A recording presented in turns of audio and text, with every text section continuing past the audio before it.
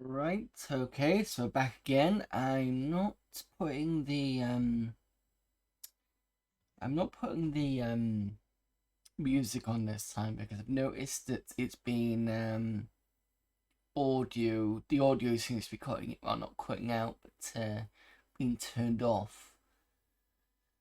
Presumably because there are some Amiga tracks that are being kind of DMCA'd possibly. I'm not sure why, which is kind of weird. Because I'm sure most of them should be okay, but apparently not.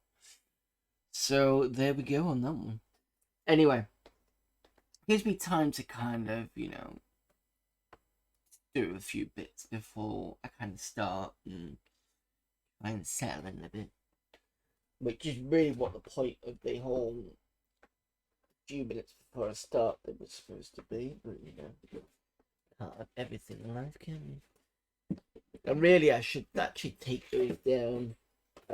Those like the music down is kind of something for me to put through.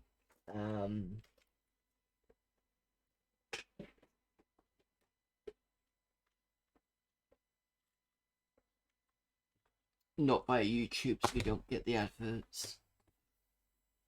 You'll have to look at that later, probably.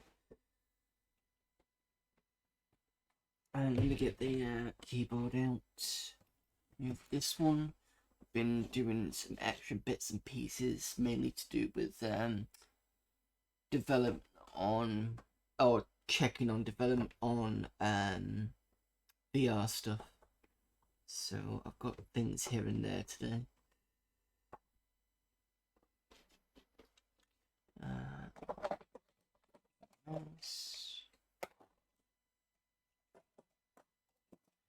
Right, I think everything's ready.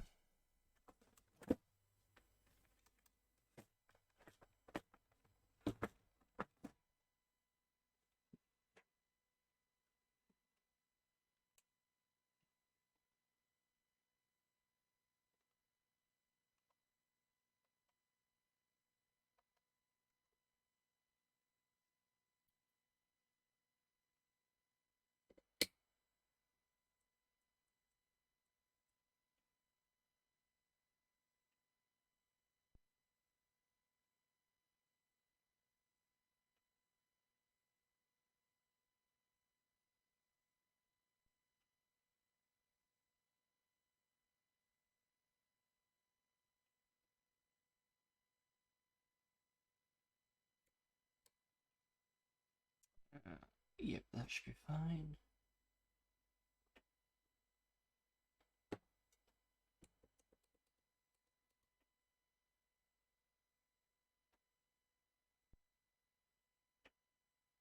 Okay, I got no signal.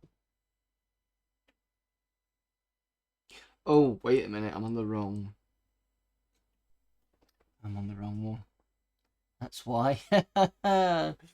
There's me thinking, oh, I'm gonna have another one of those days on the stream, but apparently not, it's just me being stupid.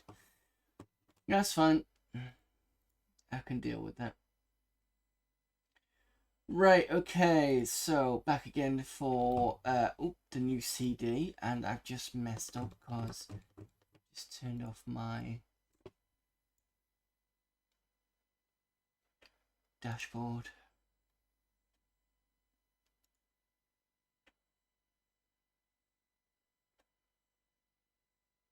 There we go. Right.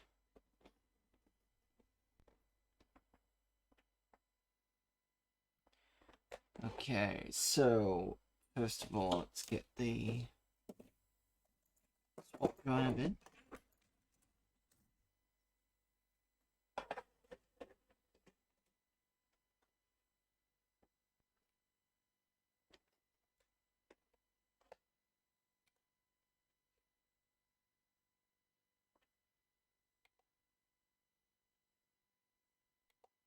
Yeah, we were looking at emulators last week, as far as I remember.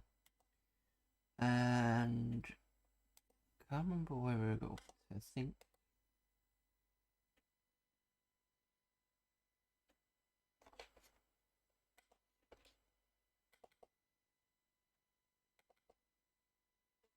I just need to switch the inputs here. There we go.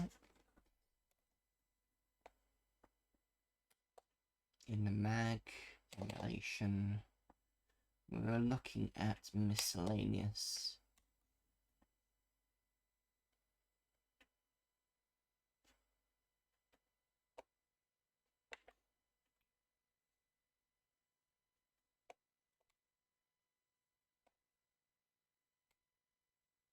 And the next thing we were going to look at was the MSX one. I don't think this is going to have any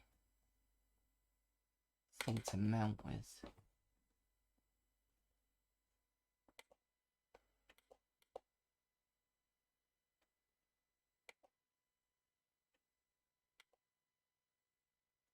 No. It's a bit unfortunate some of these can't actually do any loading.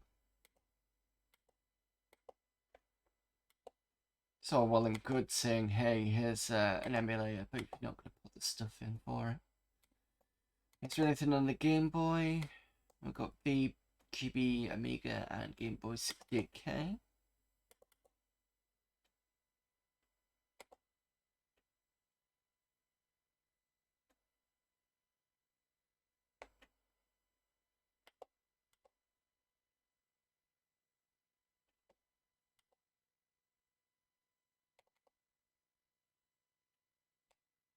That's all the code for it.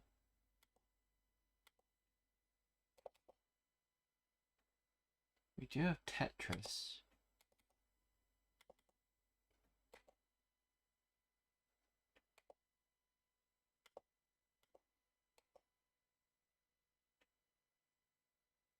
Didn't like that. Fair enough. Let's try this one.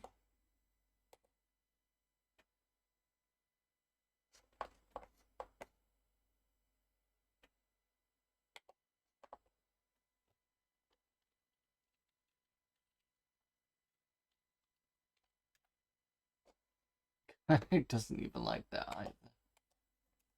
Have this.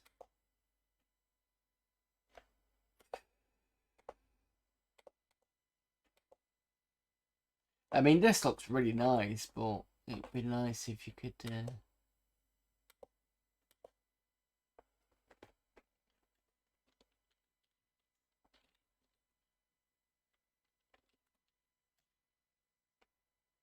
I don't like it.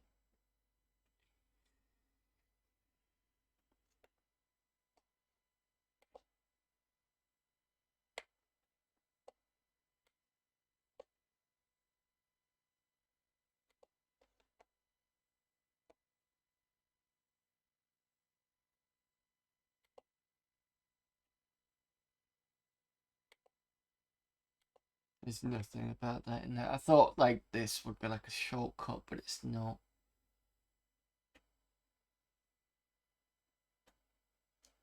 So that Game Boy isn't working. Model 3 TRS-80. See if that does anything.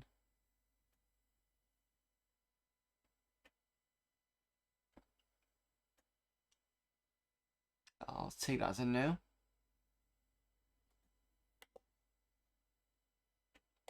Kudos.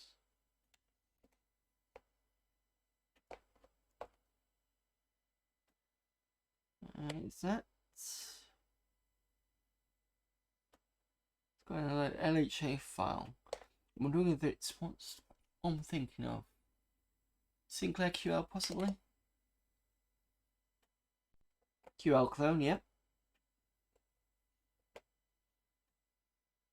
QDOS simulator for the Amiga.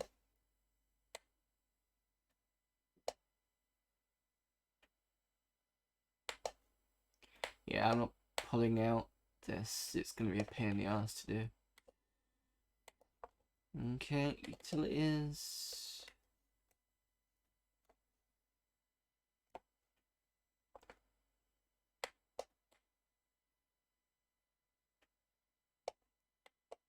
Stuff for the emulators. Oh, that's interesting. This program converts files to and from snapshots, NAR, Z80, PRG, etc. Most interesting is probably the snapshot output that can be used with the Spectrum emulator 1.7. I believe ZX is a format used by the KGB Spectrum emulator. The others are for various IBM PC Spectrum emulators. Fair enough. Spectrum to if, so that's going to be to Amiga image file. And that's it. Okay. And then we've got the VIC 20.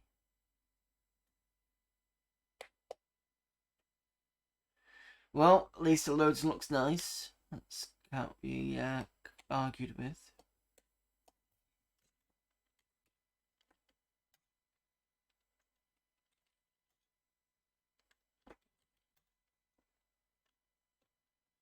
And the issue is, can't really kind of get out of it.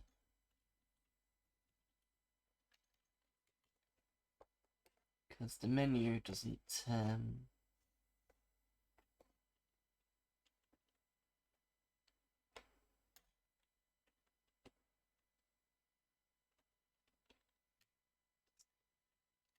I've got to reset it.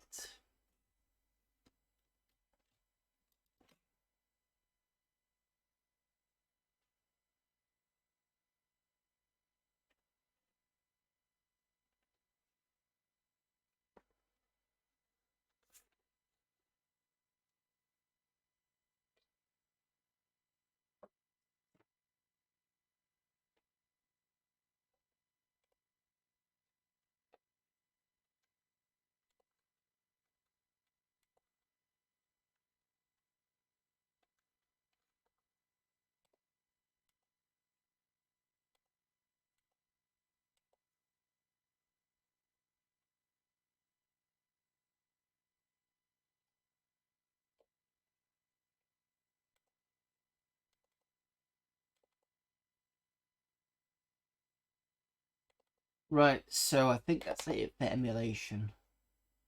We've covered everything else.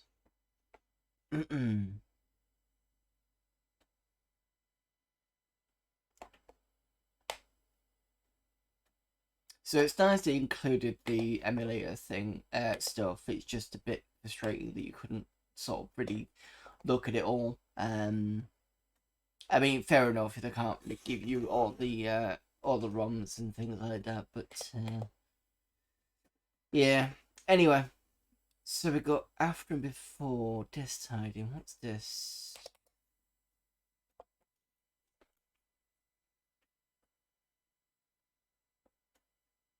Probably something for the magazine.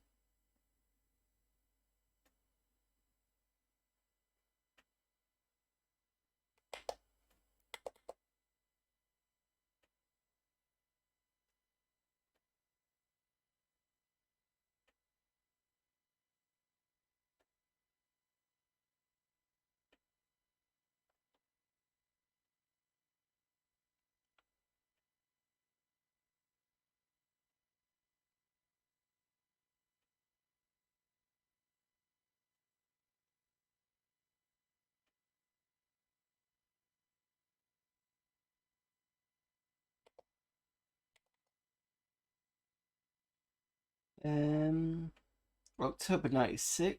Hello, Amigans. Have been relegated to this rather minor little drawer tucked away in the middle of nowhere. So I'm sure someone will find me here.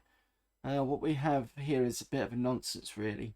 You see, some people at AF Towers team seem to think my desk is untidy and I never do anything to sort the mess out. Okay.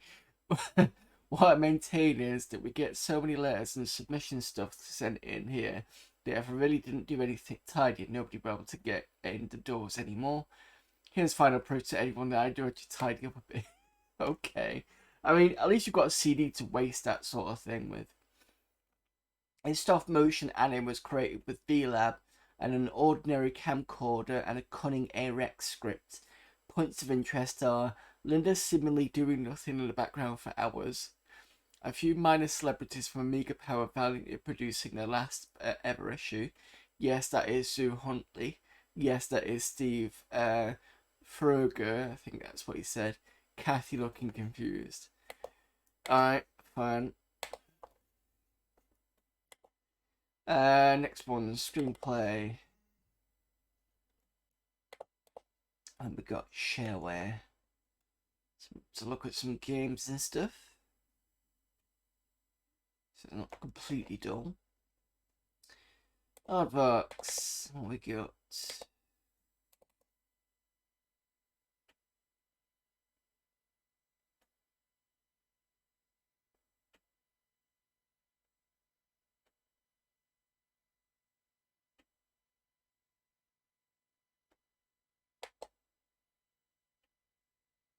Well, that's Cyril Sneer.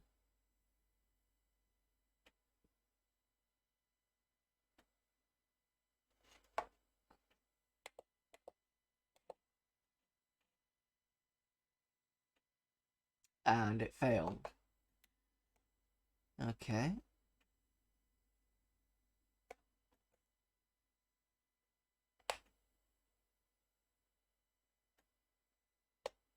It's got levels in there.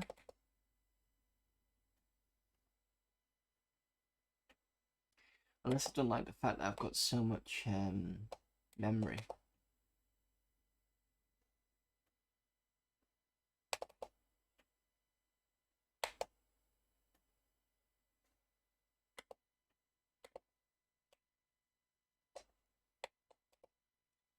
I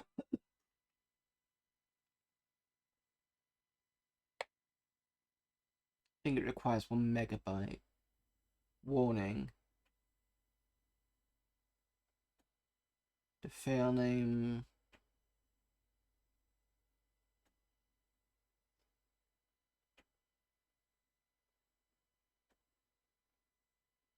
I don't know what that says, to be honest. I'll pick out a few words, but nothing massive. Try this.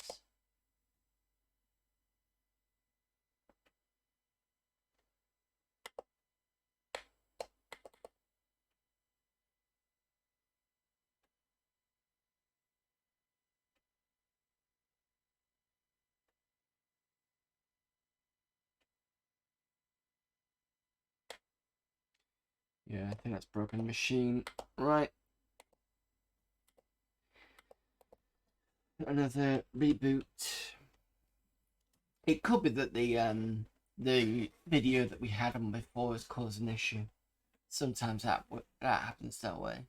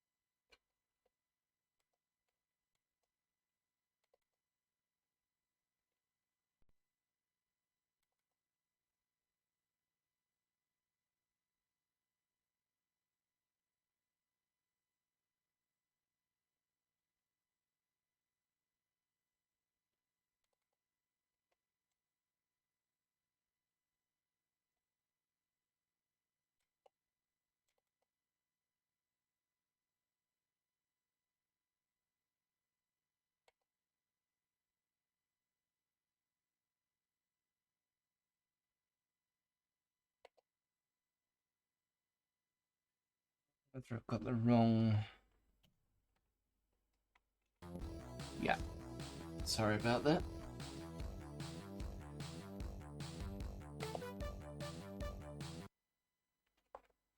Nope, doesn't seem to like that one. Okay. Aerial races.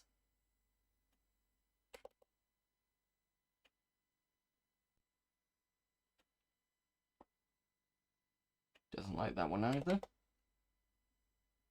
Oh, maybe not.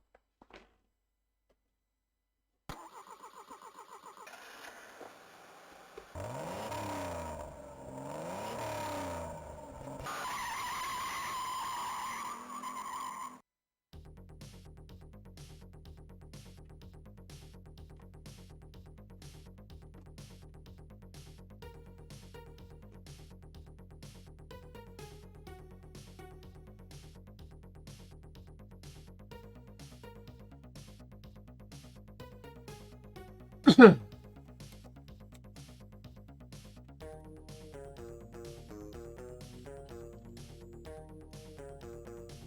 nice if I could actually get past the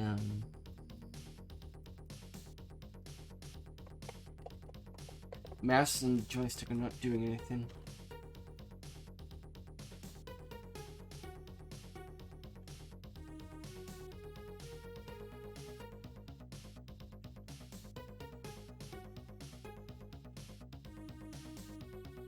Nope, not getting anything, just this music.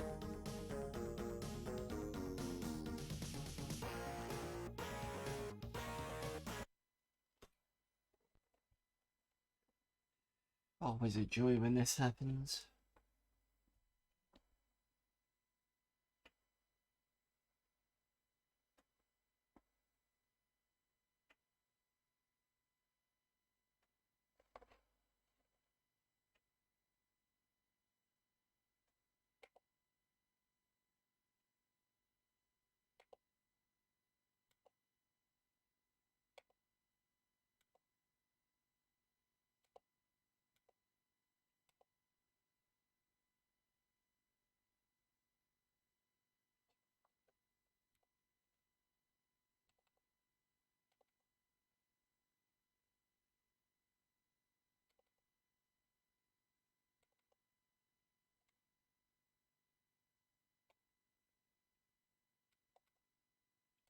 Okay, what we got?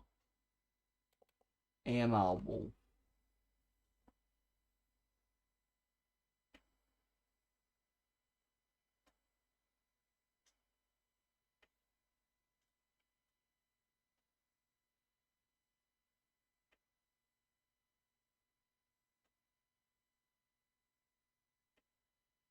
Oh,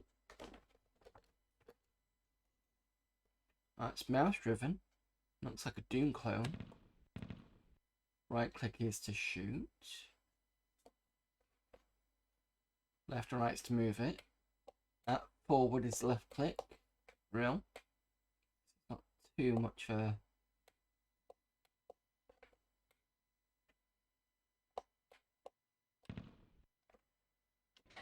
space opens the door. So there's definitely been a lot of Doom clones attempted it to, because it's 94 I think, was it 96? No, it said it was October 96, didn't he? So nice little map at the bottom left.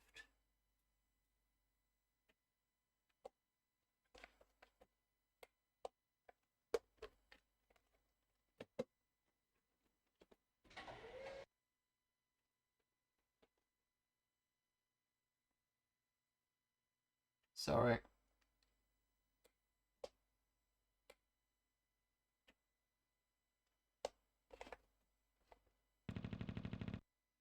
What on earth?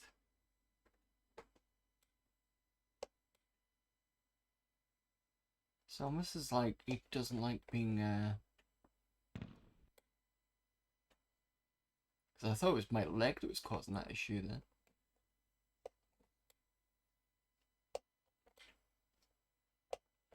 But it didn't kill me. So I'm still at 99 health.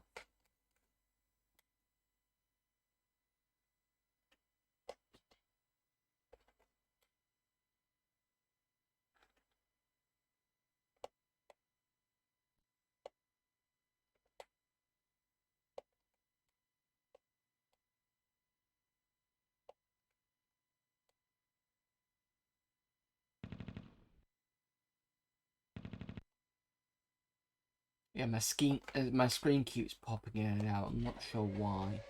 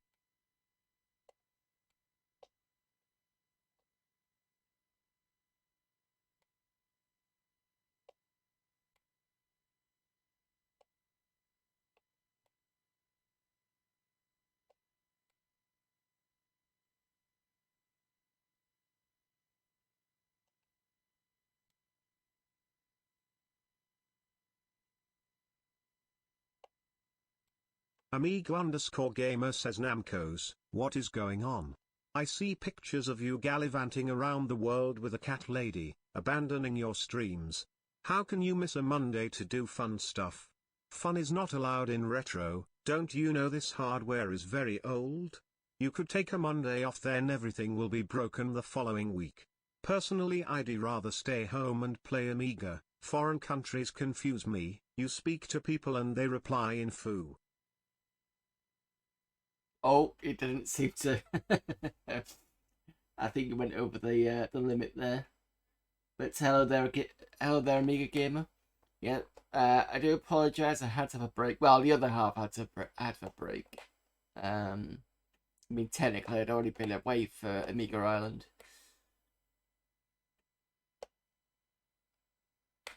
Yeah, well, you know.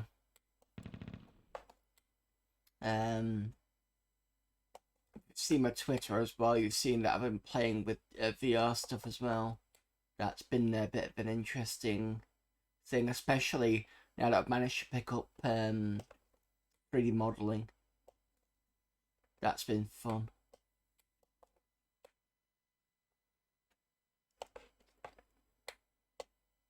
What am I supposed to be doing next? I'm kind of lost now.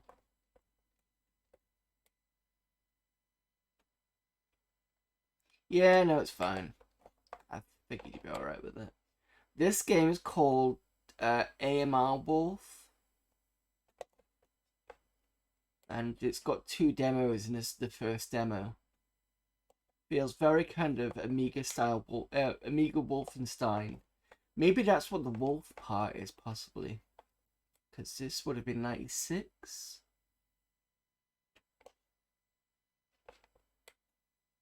And I'm kind of stuck. Maybe it doesn't really go anywhere else. That's possibly why I'm stuck here. Let's see if I can go back to the beginning.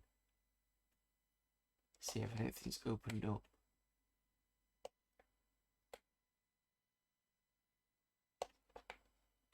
No, it doesn't look like it. I mean, there's that part there, but I'm not quite sure how to get.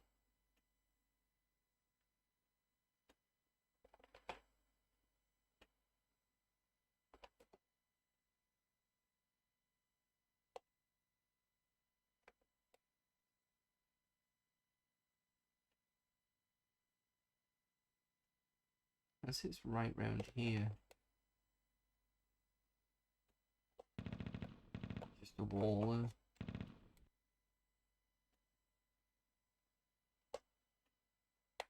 See, there's another part there.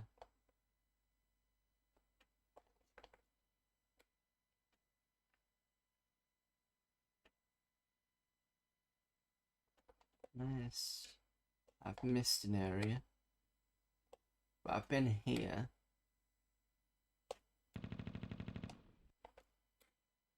And this is where the slime bit was. So I don't know. Oh! Oh, there's a secret area. Of course there would be. Why wouldn't there be a secret area? That's why I couldn't get anywhere.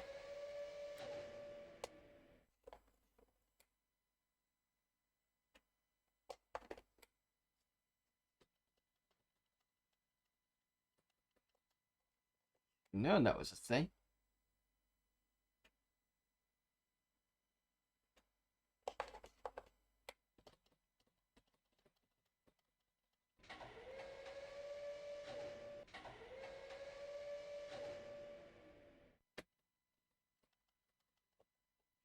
Right, well, I kind of get what they're trying to go with this on this game. Let's see if we can escape it.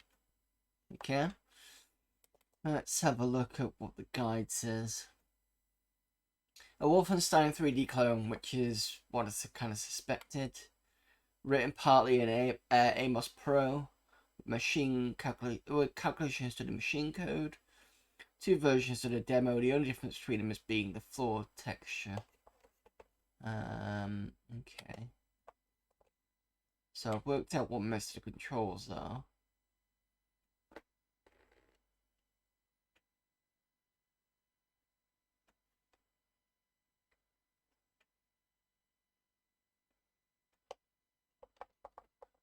And there's a heads-up map, okay. Well, we've already seen that.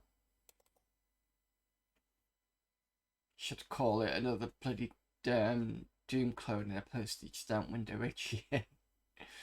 Well, I can give them props for trying, to be fair.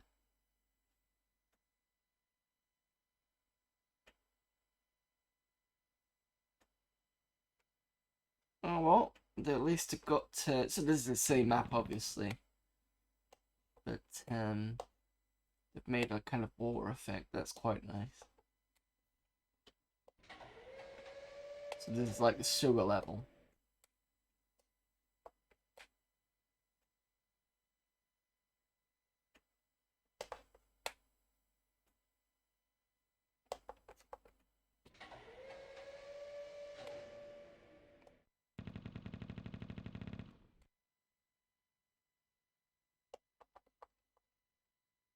Yeah, no point me going through this again because it's the same area, but that's nice.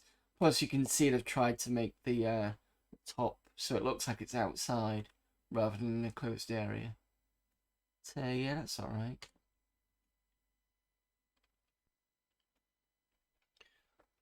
Use my PC for 3D stuff and high res, and the Amiga for platform games. Never bothered with the 3D games on Amiga. Trying to think.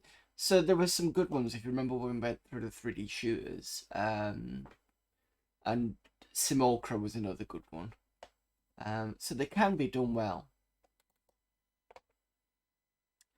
Battlecraft. Warcraft 2 players should know this if they're running the program. It's an editor for Battlecraft, a good game like Warcraft and Populous. Game is not released yet. So demo editor will give it a good expression of how it could and would look like.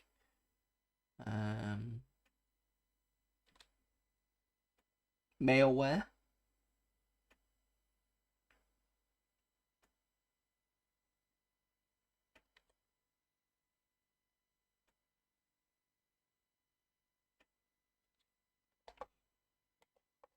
Okay, let's have a look at it.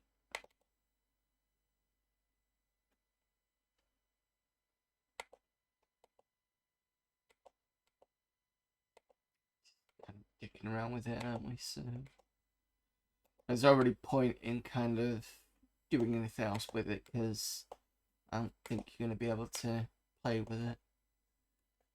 Menu F10. Yeah, load, save, and clear the map. Fair enough.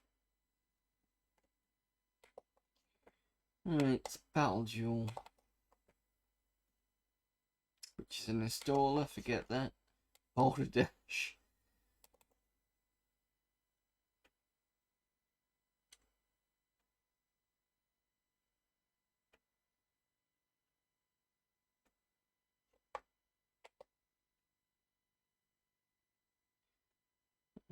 Start game. Oh, so this is a bit like the Spectrum and the C64 version. It's quite nippy.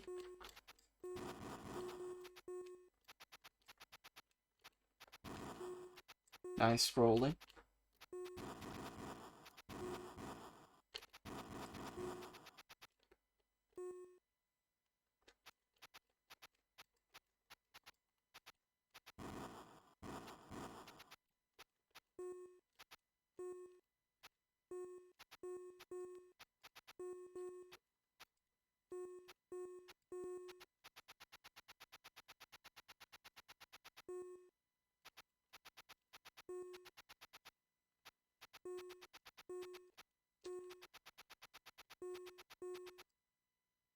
That's an enemy as far as I remember. Oops.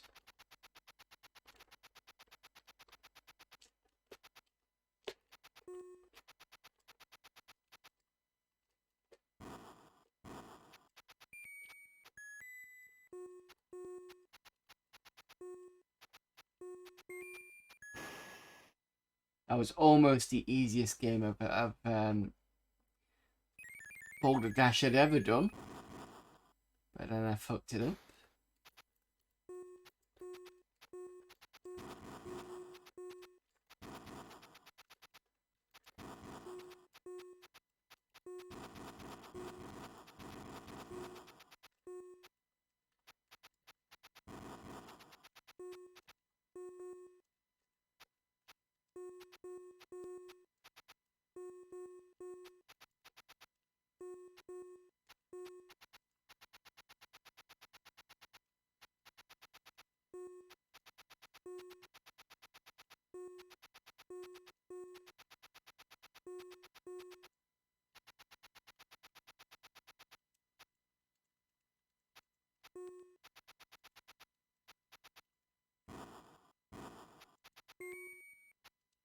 Let's not die this time.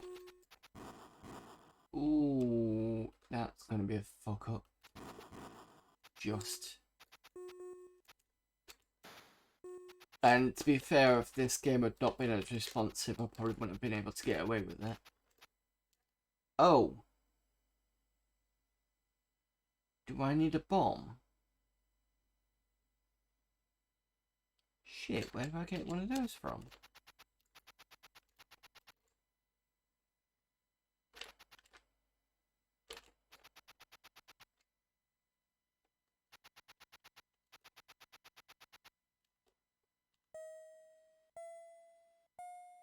And what am I supposed to do here?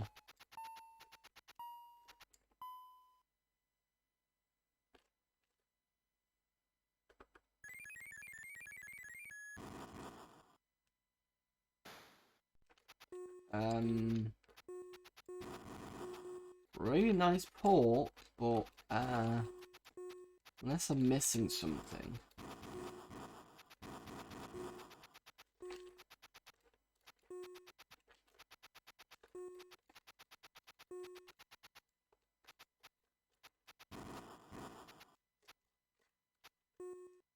Sure, all these were boulders and nothing else.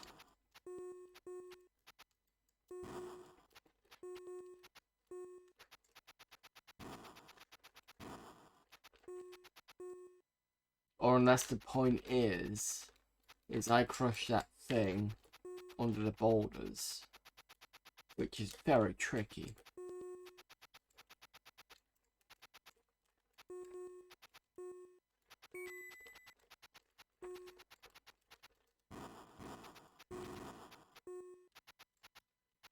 And I fucked that up now.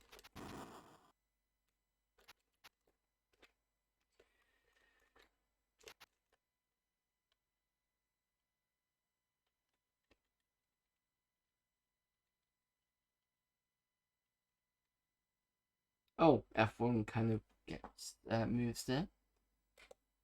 Can I switch to a different level? Start level 1. But it's grayed out. Grain graphics, classic C64. Got anything else? Black and white, classic Amiga. Computer, Egyptian. Future Amiga. Future C64, Joke Amiga. Medical. Moria. Psychedelic.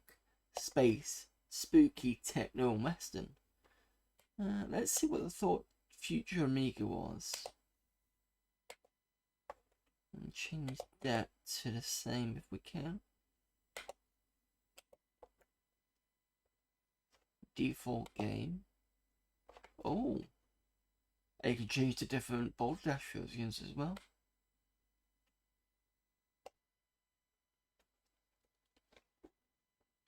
Let's do...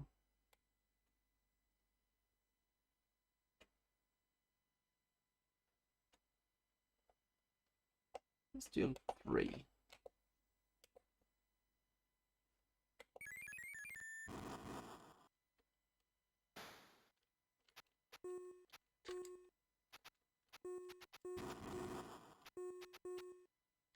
Why do I was gonna say this looks very much like the last one, but kind of...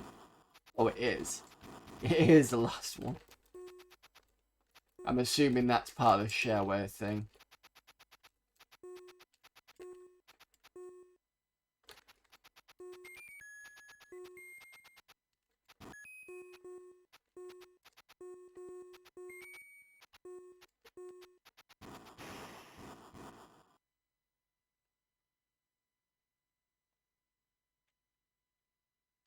Well, it's interesting for a future Amiga that it's black and white, but okay.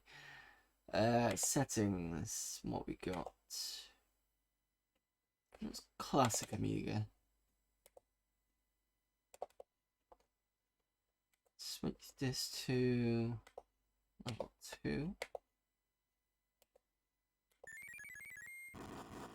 At least that's more colourful. Not that there's much difference between that one and the other one we were on.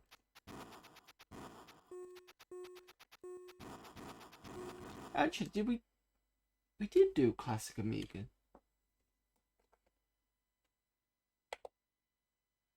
I think I've been an idiot, sorry.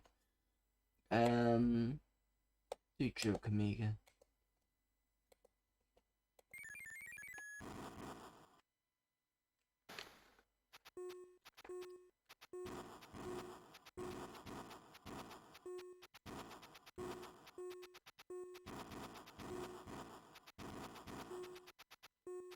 Really don't know what the joke is on this one. Unless the idea was they switched, sorry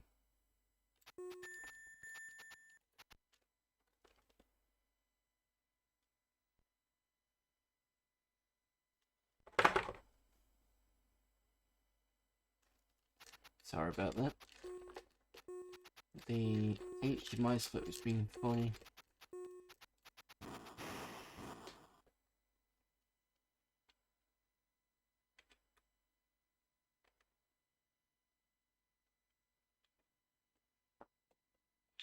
Right, one more game. Let's see what else we've got.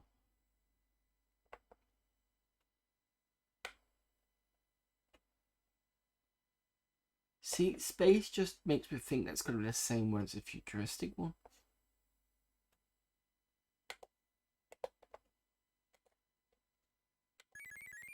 Nope, it's completely different. It's a nice theme. Not going to disagree with that. I'm assuming the blue things are planets.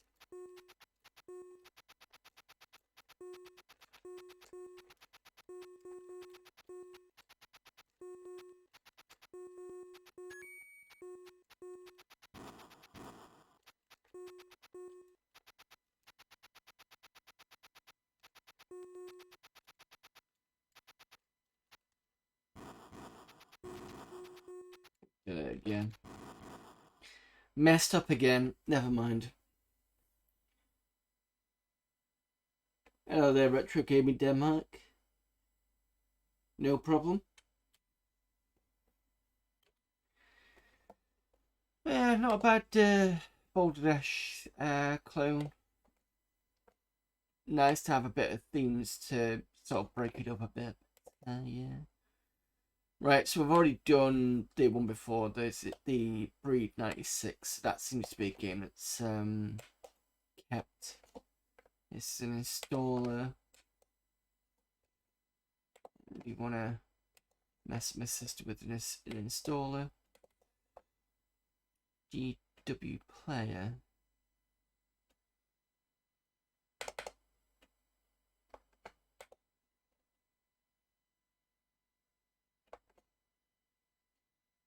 Actually.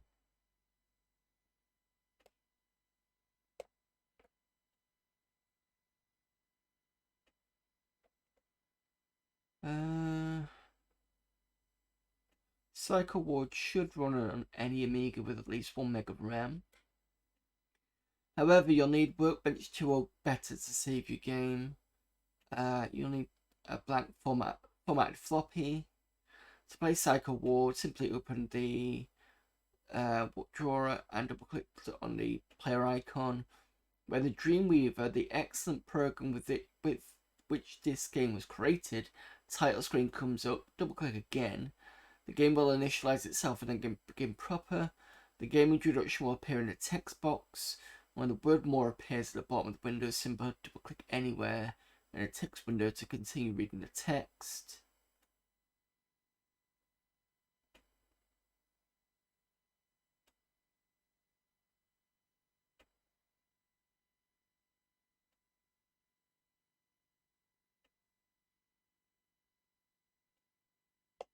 Okay, so it looks like it's going to tell us anyway.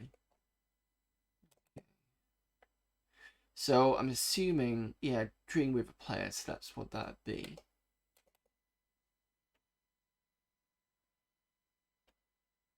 And this is the Beholder clone.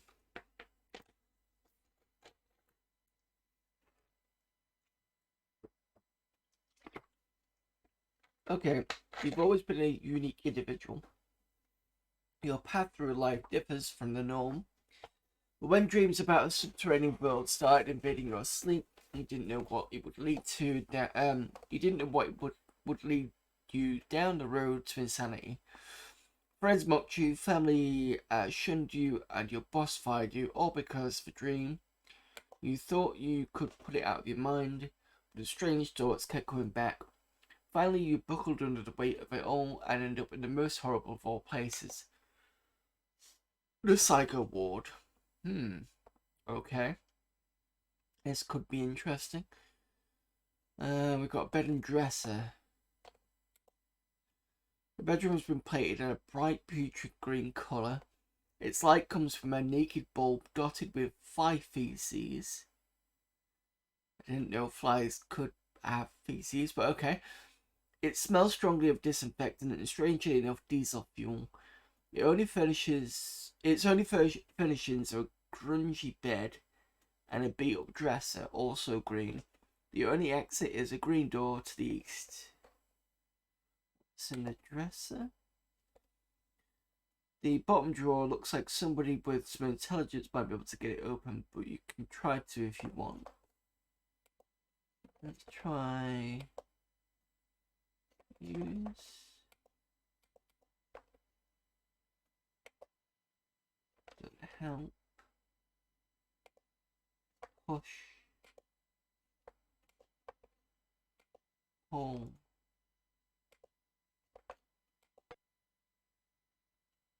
Opening the drawer reveals a flimsy hospital gown. Okay. Oh. Examine the bed. Bed looks like it hasn't seen clean sheets in several months. Then again, so do you. You immediately take a liking to it. I think the dresser and the drawer are the same thing. So we can do east. No. Yep. This is the main hallway of the psycho ward. There is a door to the west. To the south, there is a nurse's station. There's a nurse sleeping at a desk there. She's snoring away pretty good too. To the east is a laundry chute. Okay, so we've come out from the east. So going back that way would be...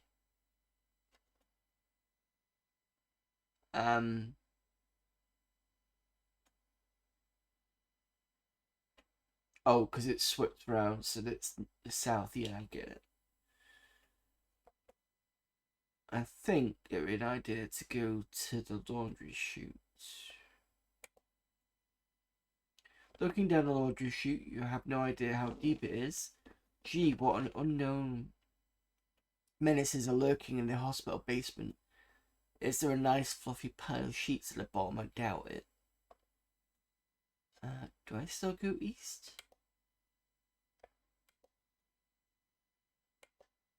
Yeah. The room is dimly lit. It's basically a small alcove where the hospital laundry dumps into a sweaty, stinky pile from the laundry chute above. There is a door to the west. The puking odour of something very nasty lingers in this room. Let's go to the west then. You're in a hospital laundry room. There's an ancient washing machine here that looks as if it hasn't been used in a while. There's a large pile of filthy clothes and sheets on the floor with a sign over it that says, "Clean, please fold and put away." The stench of sweat in this room is quite gagging. There are doors to the north, south, east and west. Let's examine the washer. Behold the great hospital washing machine. Many an unwary sock has been lost in its gloomy depths. Moo hoo ha ha. Okay. What did we do? We went west. Let's go west again. Man, is it hot in here or what? This is the boiler room of the hospital. A huge monstrosity of a furnace that occupies the room is cranking out an unbelievable amount of heat.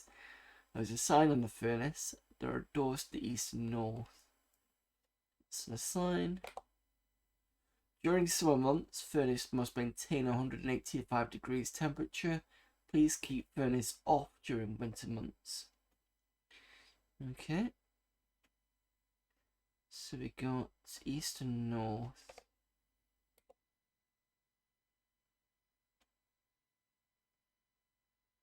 So click north and it says, so that's how hospitals do it.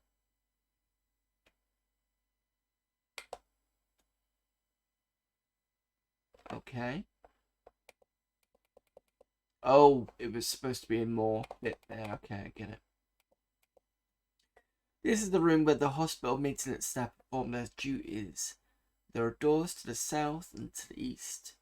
There's a large sign on the north wall. There's a large toolbox and a workbench which runs along the west wall. Okay, let's look at the big sign. Sign reads Hospital Maintenance Safety Award, over 15 minutes accident free. Toolbox. Okay, so you know those little plastic toolboxes that cost like, oh I don't know, let's say $10 at a good hardware store. Well, this ain't one of them. This is the mother of all toolboxes. You could probably carry it, but let me tell you, it's heavy. Okay, let's open it then. Try to open the box, but it's locked. That's in the workbench. Workbench, alright. A bench on which the work is performed. What else can I say? Can I open anything? Doesn't help.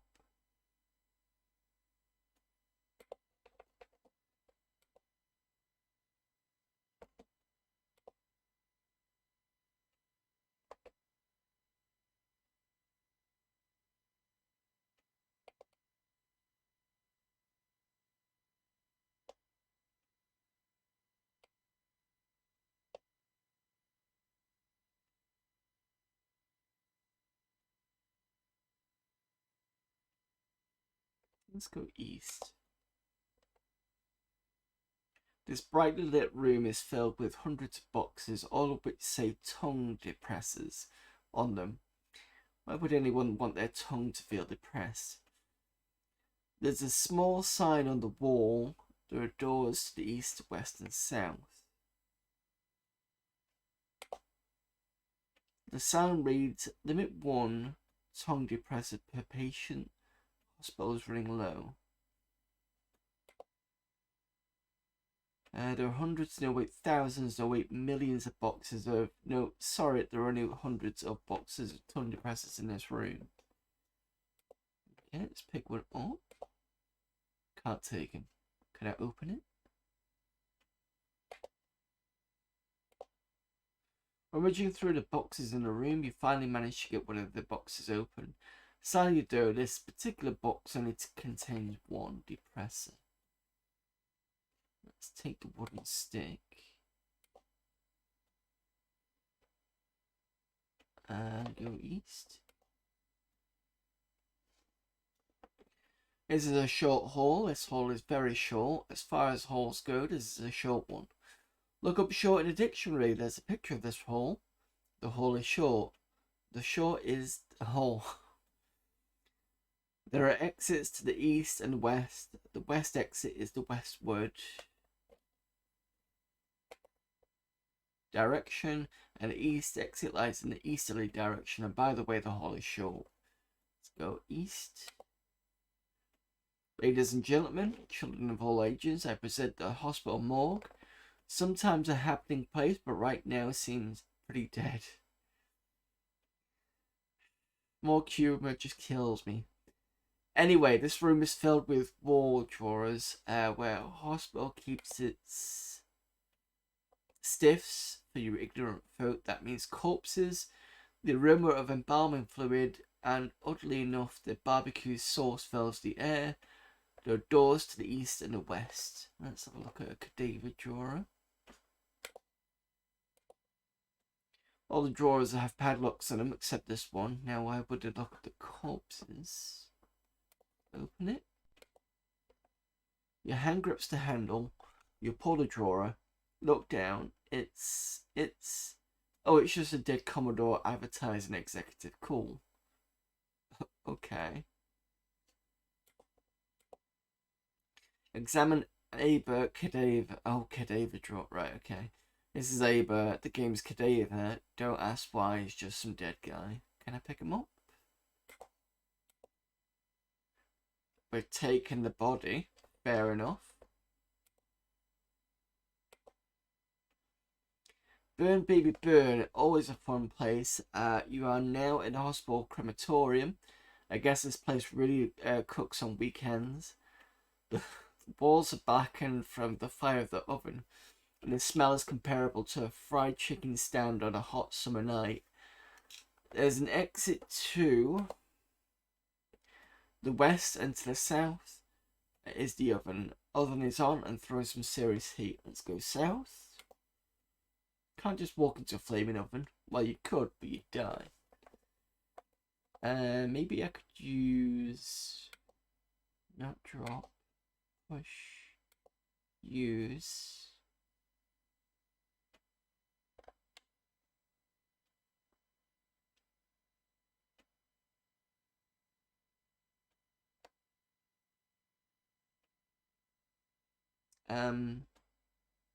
Where's my inventory? Ah, there we go.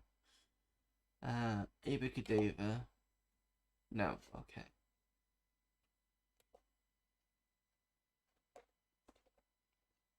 Right, where else we got? So, going west. West again. West again. Let's go south. Aha, so this is back here. Did we open the wash? I don't think we did. No. Pushing it? Pulling it? No, okay.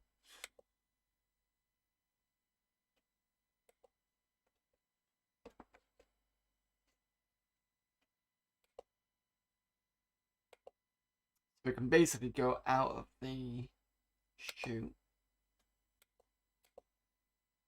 Go south. The nurse's station is empty except for one nurse sleeping soundly. It's filled with all the essential nursing equipment, magazines for those long, boring shifts, earplugs for the drowning out buzzing patients, and hypo needles for long, slow, painful injections. Unfortunately, all of them are locked up. Did I mention it's painted green? Let's examine Nurse Harpy. Head Nurse Harpy, terror of the psycho ward corridors, pity all who fall victim to her wrath. What we got? I haven't got much. What's the... Yeah, I know it says wooden stick on your inventory, but tongue depressor wouldn't fit in the object list box. From here, all references to the tongue depressor will actually be referring to the wooden stick. Thank you for cooperation in this matter and enjoy the game. Okay, fair enough. So I don't think there's anything else in the nurse's station. Can I try and push the nurse? Pull the nurse, but not in that way, obviously. Use the nurse, but not that way, obviously. No, okay. Can't go north.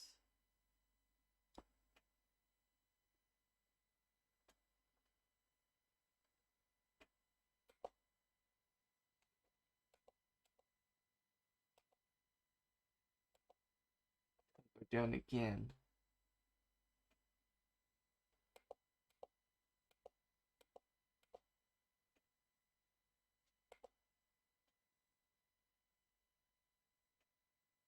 Let's go south.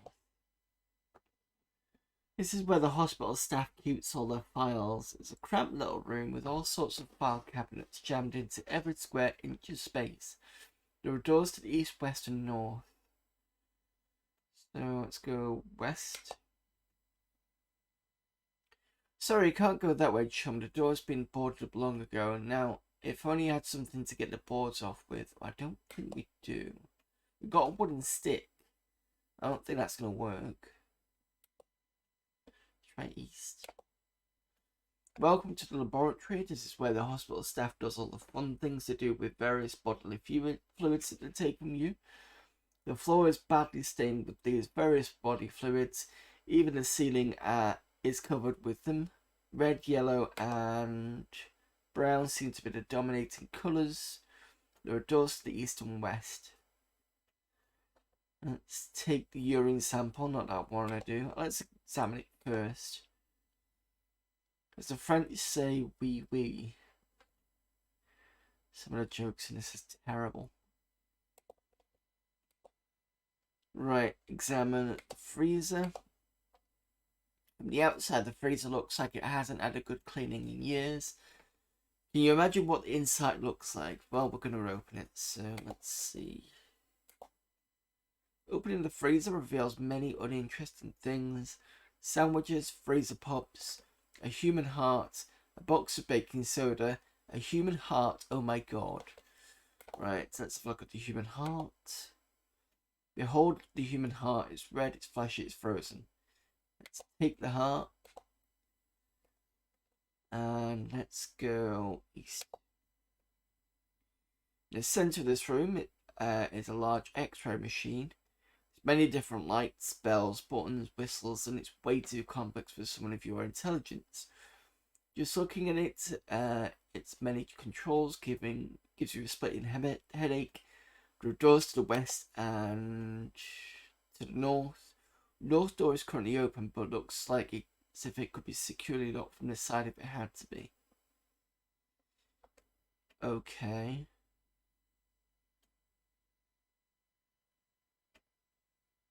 Let's examine the machine. X-ray machine is too complicated for you to work. Its many buttons confuse you. Let's face it, a marble would confuse you. Let's look at the pretty button. This button really catches your eye. You've always had a weakness for shiny things. And a plain one. It says, do not push. I won't stay in there too long. The radiation from that X-ray machine isn't too good for you. Let's push the pretty button. You stand behind the X-ray screen and push the pretty button. Suddenly massive radiation bombards your innards and you glow for a few seconds. With a sudden patooey sound, a perfect X-ray of your insides slides forth onto a little tray. You've gained 10 points. Okay, that was unexpected. Let's pick up the X-ray. I don't really want to press the plain button, so let's go north. This is where the psycho ward puts its more unstable mental patients. It's sometimes used on weekends by Commodore advertising executives. The only exit is a door to the south. It's a kind of nutty place, man. You know what? I'm going to press the plain button.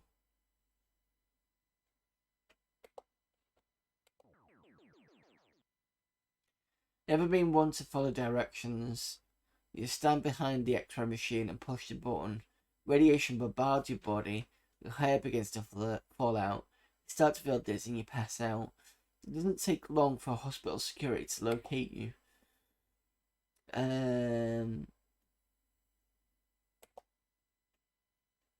What?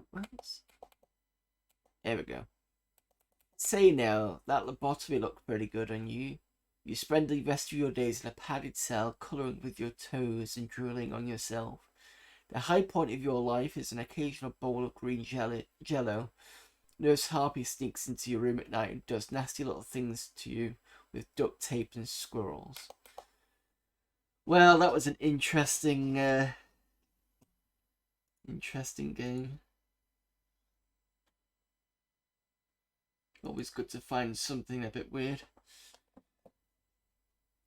I think that's it. So let's quit this. Right. That's Psycho World. Genesis editor.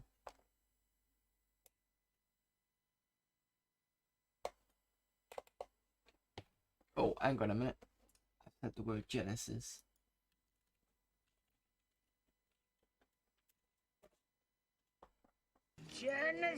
Genesis allowed is not. Level editor for a small dungeon action game developed by Alex Grasso. You'll be the author of the editor.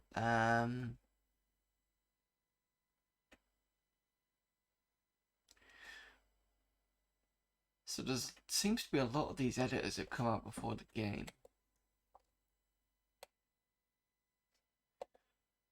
No point in playing around with that. Give it Mania. Read or die. Please note that to play this game, the file narrator device should exist in your devs directory. While the directory the executable file is, try the game without having the narrator device, your system will probably crash. Also keep the file hideout, which keeps the high scores. Okay, let's see if they kept it. Oh, they must have done.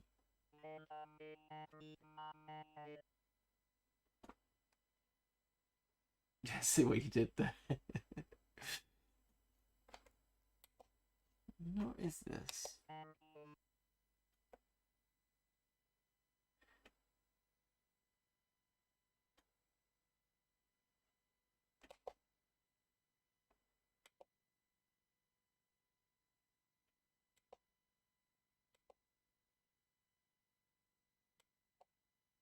I catch it.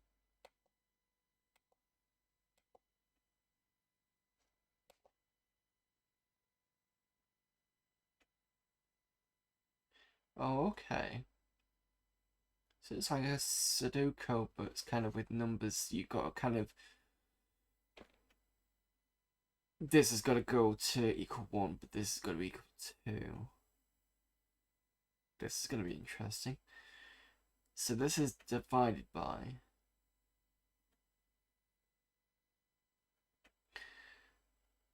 So this could be... Oh, I was going to say this could be 3, but it's not going to be 3, is it?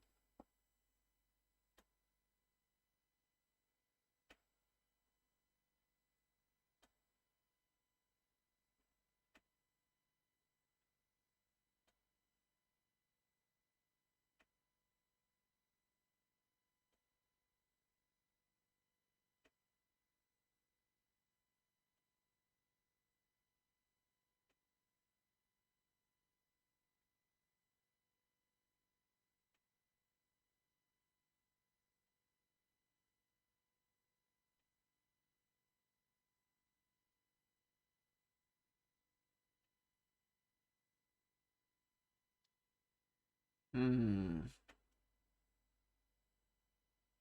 not very good at basic maths.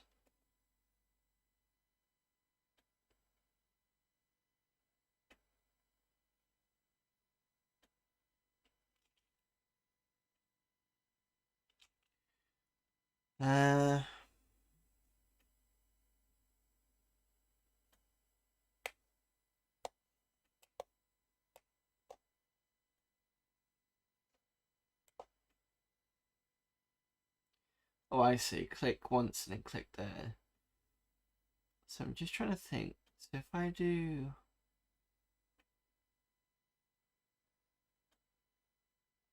That's going to be 7.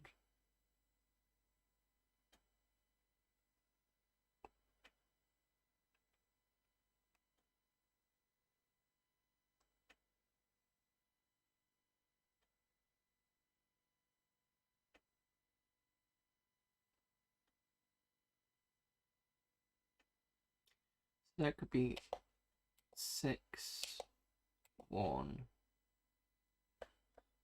6 plus 1 is 7, minus 2 is 5.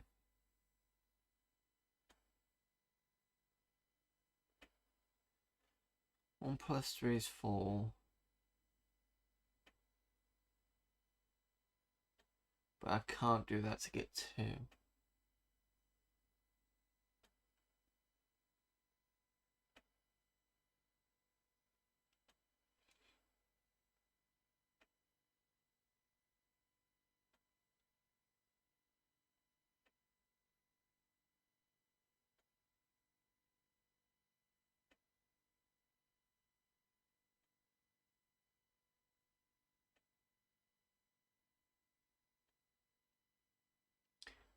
2 plus 8.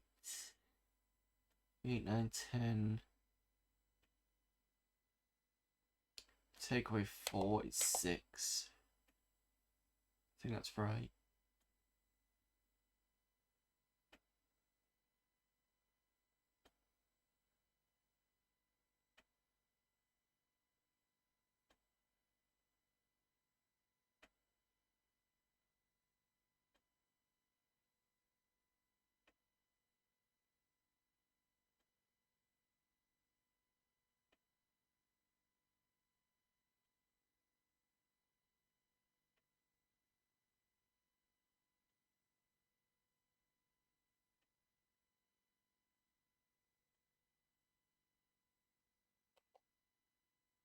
Right choice is 1.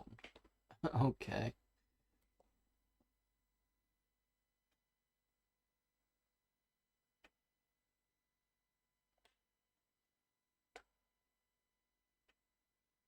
Another one on email where.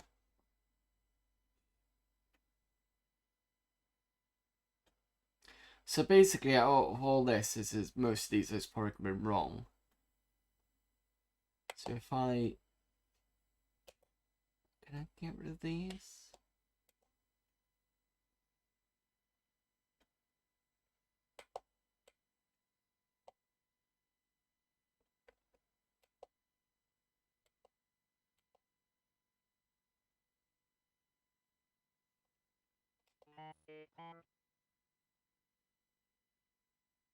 Yeah, completely wrong.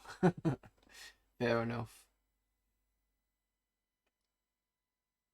Litwarski says tixt tixt tixt tixt tixt tixt. Yeah, it's not the most interesting in the game, is fair enough. But it was a nice idea anyway. I couldn't even... No way I was ever going to do that. I mean, I might have done it if I'd spent a lot of time with it, but just don't really have enough time.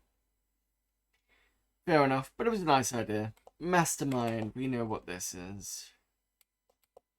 Let's see what type of one it is. Okay. New game.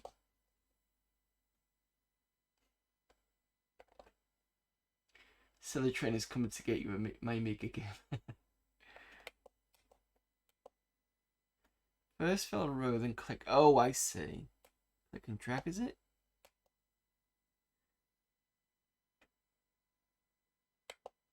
Yeah. Okay, so click here, click there.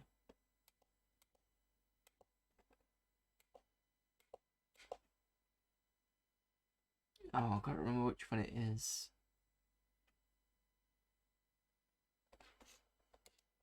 Was black supposed to be...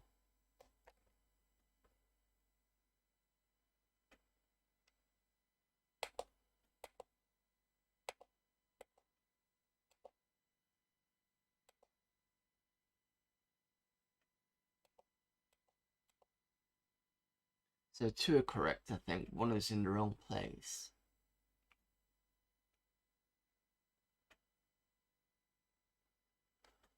So 1 was correct here. 1 was in the wrong place. 2 are correct here. So I'm going to assume it's this one that's in the wrong place. So I'm going to say... Amiga_gamer says hello Litwarski, I find this works better tichtftxt. Tichtftxt. Tichtftxt. Tichtftxt. Tichtftxt. Were you? Were you? When are you going to play Yolanda?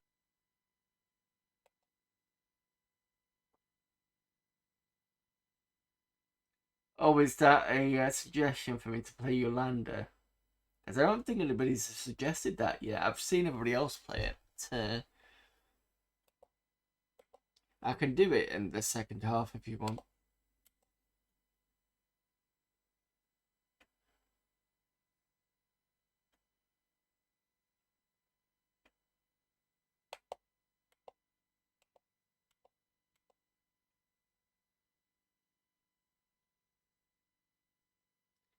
Okay, these 2 must be in the right place then. Let's try...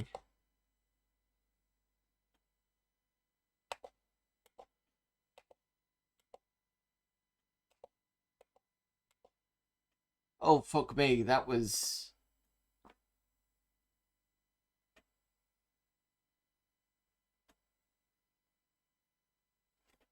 Is that not correct? I'm sure that's correct.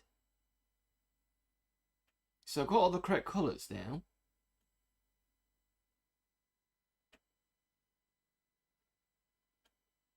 Surely I should have won that.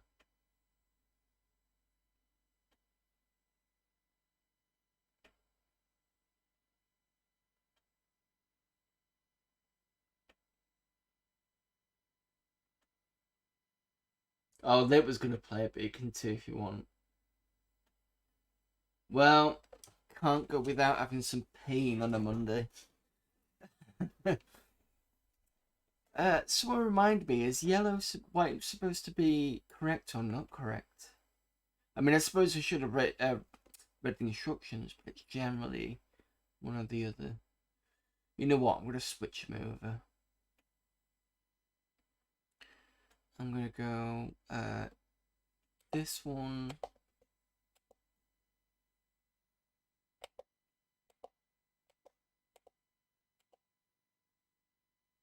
So 2 are correct, 2 are not.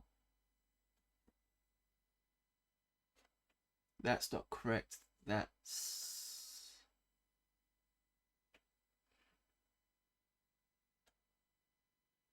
Let's try switching these two.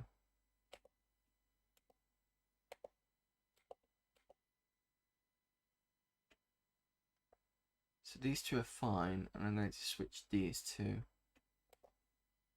Probably wrong.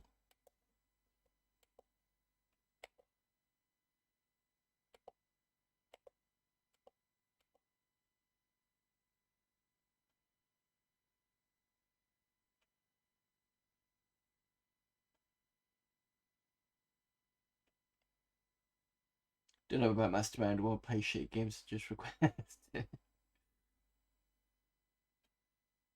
This tells me this is going to be one with 2 colours, isn't it? So I'm going to go with... I'm going to go this.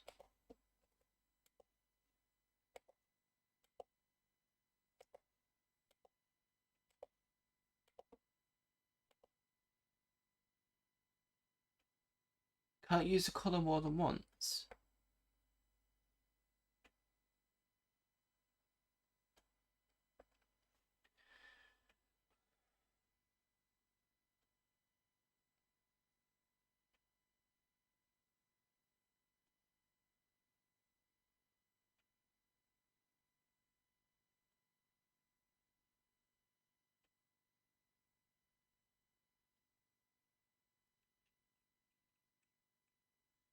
So all those colours on this line were correct apart from the wrong place. So I started playing around with them. At one point I'd switched the middle 2. And it was...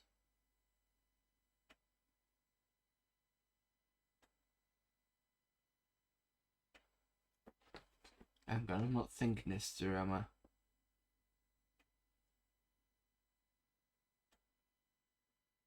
I'd switched to red and the blue, and it only gave me 1 correct. Whereas the other way around was both correct. Which means logically, one of them...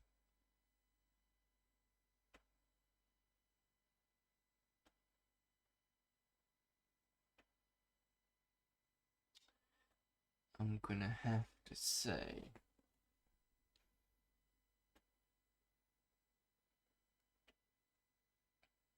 So black is the correct place.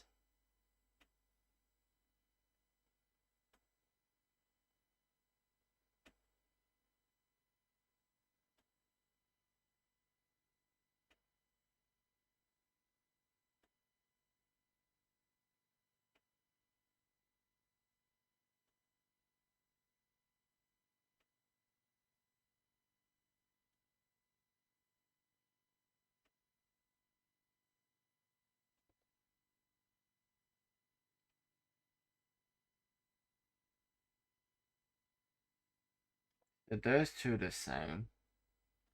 These two got switched and that was the same.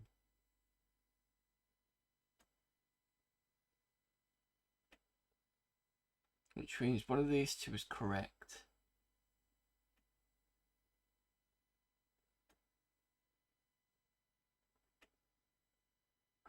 But it doesn't quite make sense because everything was the same colour apart from two switched. But I did do it this way.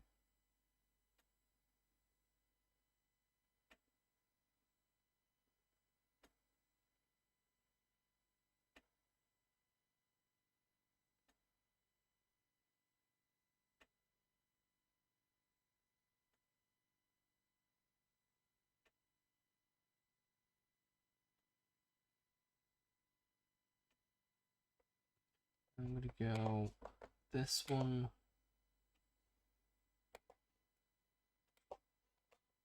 And I'm gonna go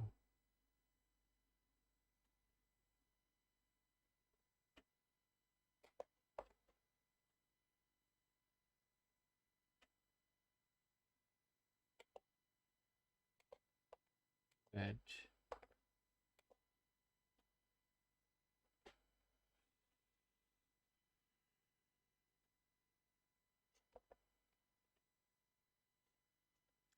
Sorry after this one. I'm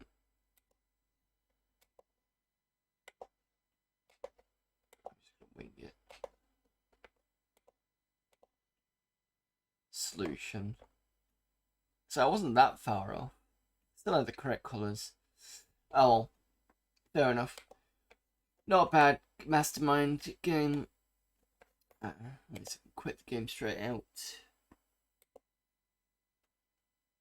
Pinball. What's this gonna be?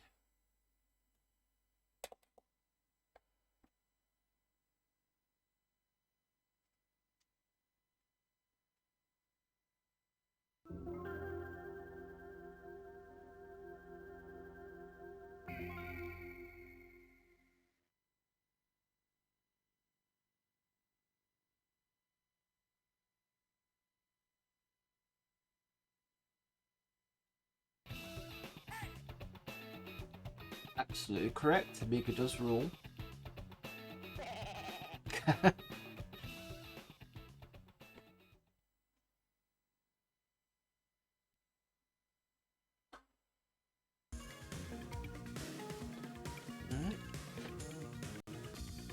That with F1.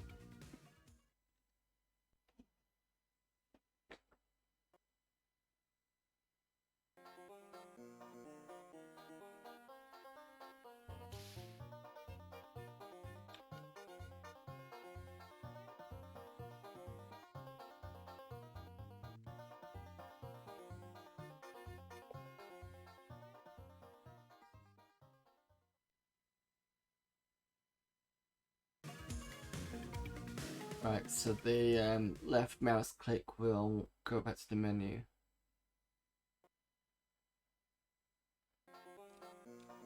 Fire button does nothing. Right mouse click does nothing.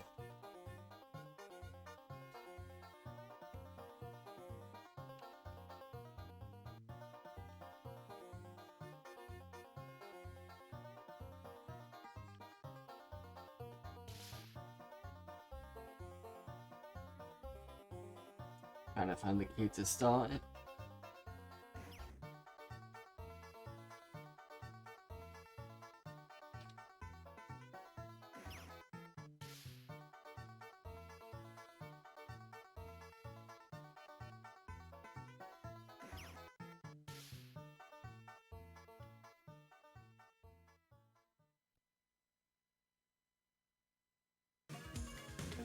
Okay, escape basically hold out, and I'm gonna have to find the instructions because I don't know whether it's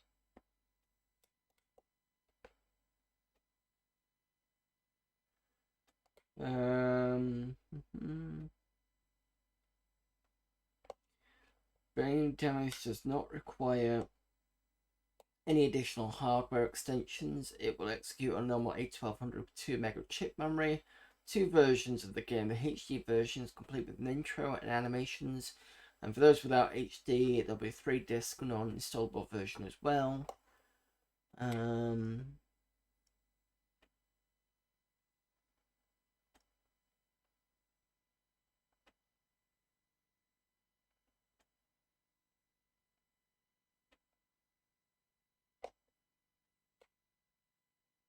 Nothing much about the controls.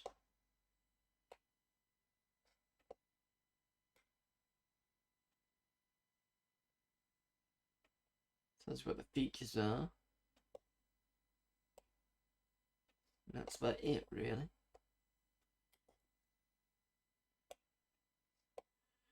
Alright, let's see if we can get the table 2 start.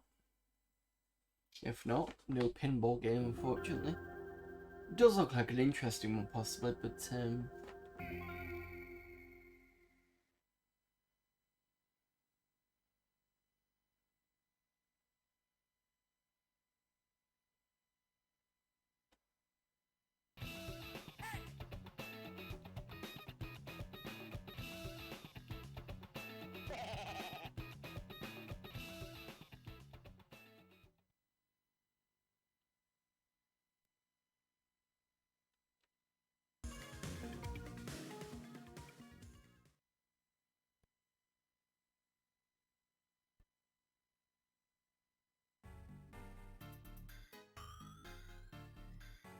unless this is one of those demos where it just shows you the table and nothing else.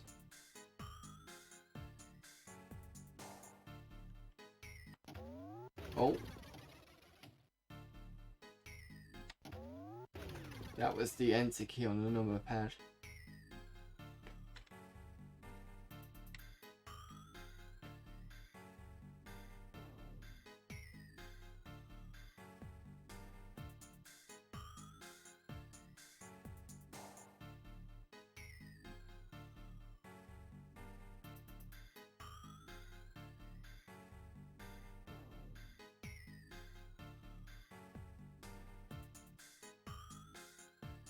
Don't seem to be getting any of the response from you.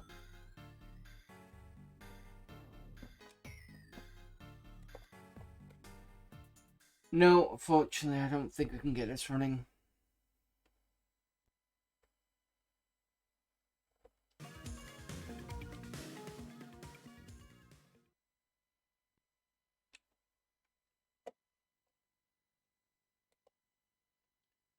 Okay, next one, Rescue Elvis. Another DW player.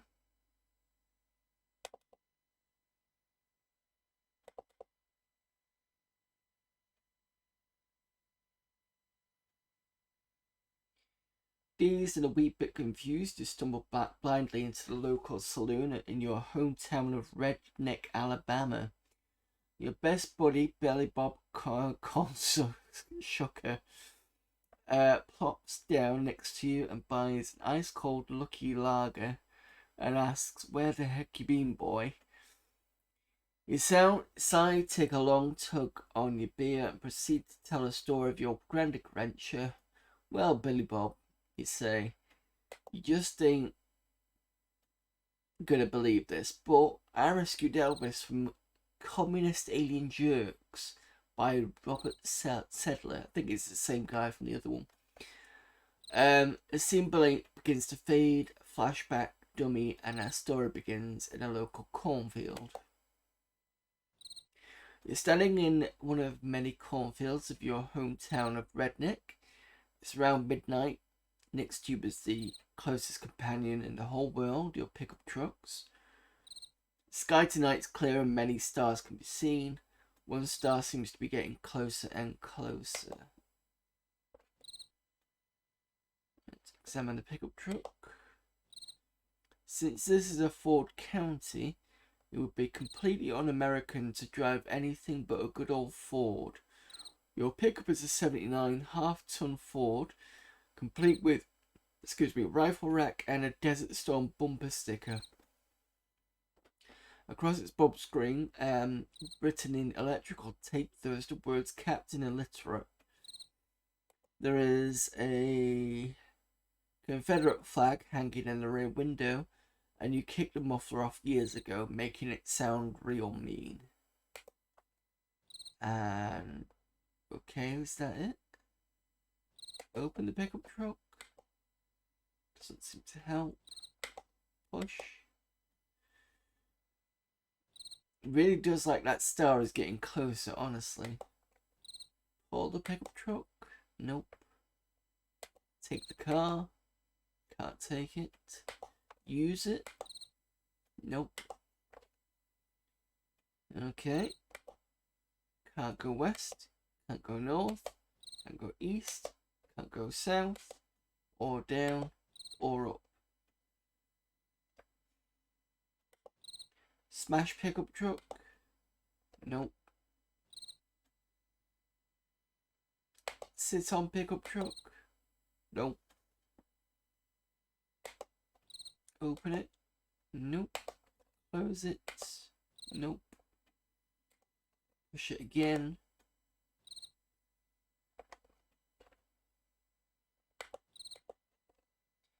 Not really much you can do at the moment. Search the pickup truck. Nope. Enter it. Finally. You get in your pickup truck and suddenly the whole sky is lit up and a deafening roar fills your ears. You look up through the windshield to see the strangest looking spaceship you've ever seen. Trust me, it's beyond words. Hovering over your truck, a bright beam of light from the craft hits your truck and suddenly you start to feel dizzy and you pass out. When you wake up, you're no longer in your truck or your field. You're in some kind of strange prison cell above the alien craft. You can hear the hum of the ship's engines. Your cell is empty except for a very, very nasty looking old cot.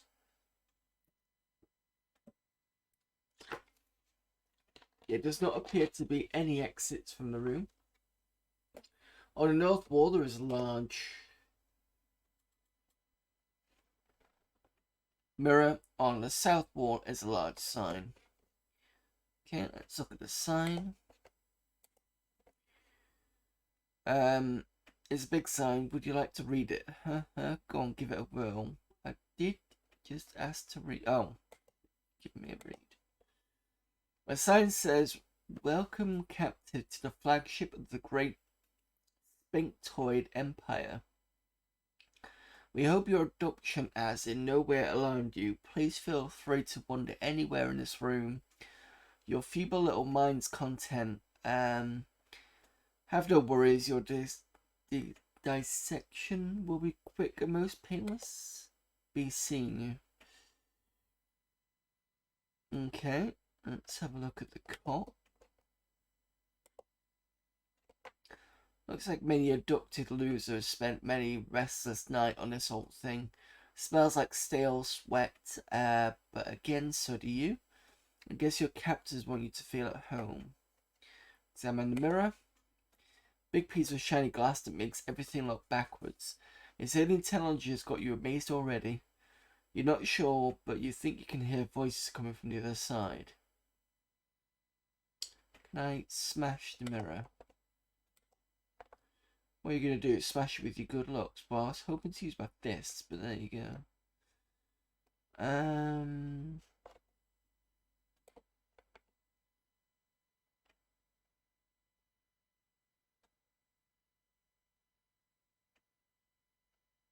Let's go north. Let's go north again. Nope, won't let me. South, no. West, no. East, no. Up and down, no. So there's something I need to do. Push mirror. Nope. Enter mirror. Search mirror. Search cot. Search big sign.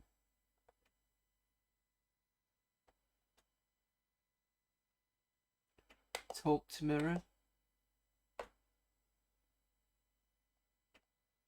Sit on cot.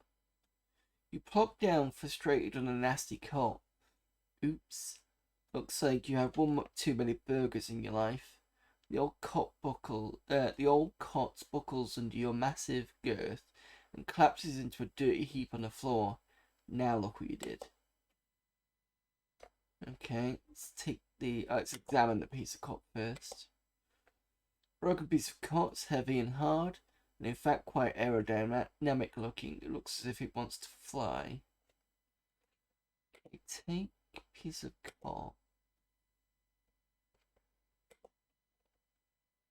Use that. Nope.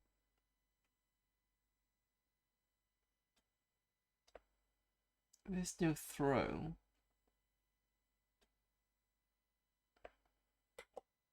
Smash. Oh. You lean way back with the piece of cot and let it fly. It hits the mirror dead center and smashes it to the tiny bits. You're very good at throwing things from chucking beer cans at rats in your house. You walk over and pick up your cot piece again just in case you need it. You've gained 10 points, which is similar to what happened last time. Let's examine the mirror. Hey, there's a whole nother room on the other side of the mirror. Okay, north. In the center of this large, well-lit room is a rather large table.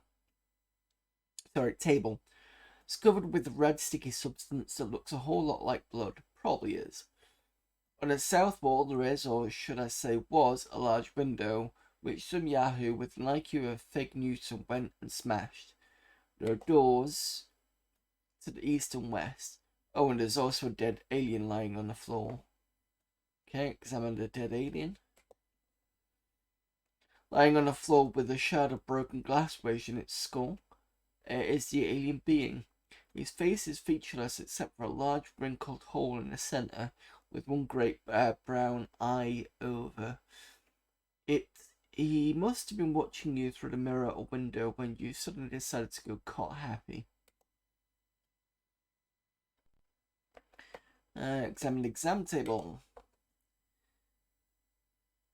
Made of some unknown material, let's face it, anything other than beer can aluminum is an unknown metal to you. This large examination table is covered with the blood of many an unwary loser these aliens picked up. If you don't get off this ship soon, you will know what it feels like to lay on. Not that I'm rushing you or anything. Far from it. Take your time, get dissected, see if I care. Should we see if we can take the dead alien? No. Okay.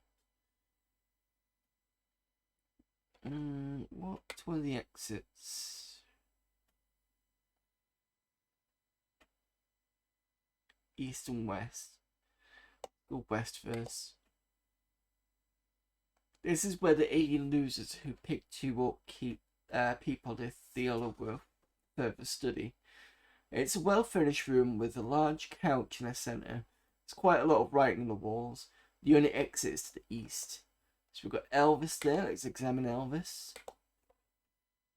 The king of rock and roll, let's face it, has looked better. His rhinestone jumpsuit has long lost its luster.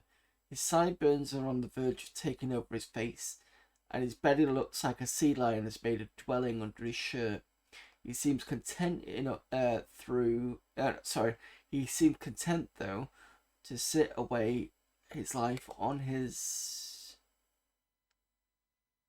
sofa. It will probably take quite a traumatic experience to get him to budge. Can we talk to him? We tell Elvis that you're gonna get off this blasted ship, and that you're taking him with you. It's quite an impressive speech to give, but Elvis turns to you and quietly says, "Sorry, kid, no can do. The only way this here legend is going back to Earth is to go to his little girl's wedding. Anything else can just go on without me. The little silver fellas treat me real nice. are about as happy as a legendary star can be. Are these games made with a specific game maker? It looks very similar to Psycho World. Yeah, it's the same engine. It's Dream. Is it Dreamweaver? I think it was. Because it was part of the Dreamweaver player, so I think it's definitely the same style. Let's examine the sofa. A smelly, ragged, beat-up old sofa compared to the one in your trailer back home is quite a quality item. Let's look at some writing. Scrawled on the wall the words Jimmy Hoffa was here. Amelia Earhart was here. I recognise that name, but I can't think why. Game creators know, okay, I have no idea to spell the above mentioned name. If I spelled it right, great. If I didn't, you know who I'm talking about and I'll get playing. Dr. Forrester is a weenie. TV Frank is a loser. Signed, Joel Crow, Tom Servo, Mike. The author would like to apologise to anyone not understanding this reference. I just wanted to plug my favourite TV show. Don't think I recognise that one. Okay, so there's only Elvis in this room.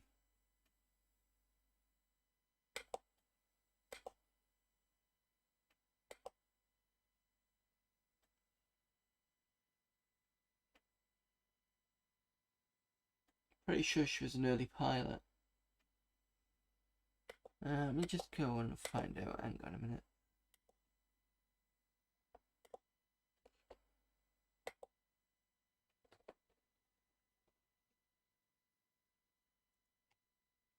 Amelia.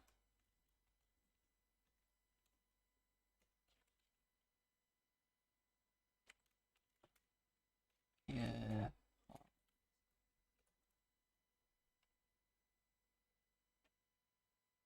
Yeah. I spelled it slightly wrong. American aviation pioneer and writer. Earhart was the first female aviator to fly solo across the Atlantic Ocean.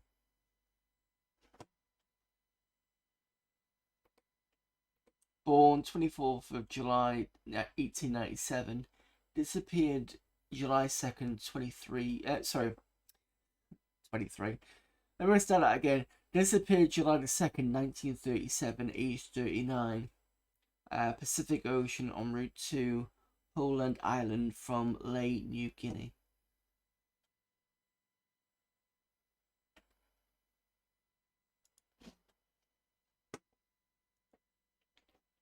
So that's that one. I'm not sure about the TV show though.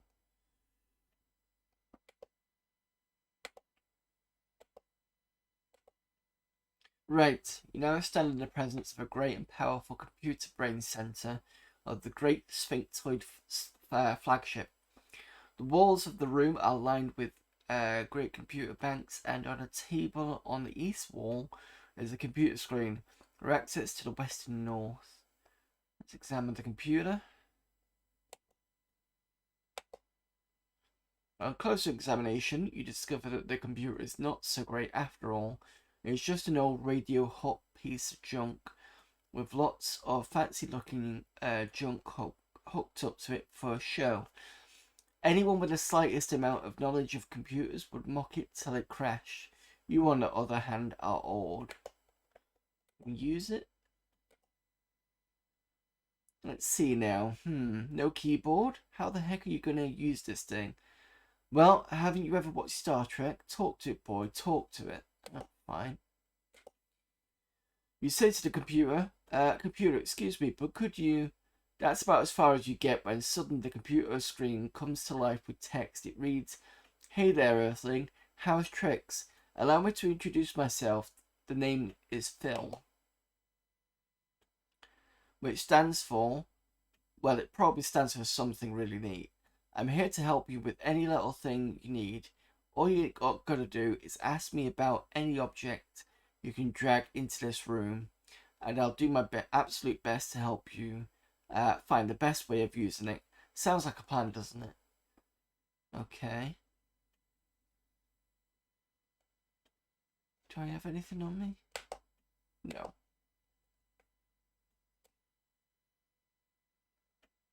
Let's go north then. Just a plain old short hall, nothing special here. Pretty much standard stuff. Oh yeah, there's that huge alien guard blocking the hallway. Other than that, it's pretty much the same old thing. There are exits to the north and south. So we're not going to be able to get past the guard, I don't think.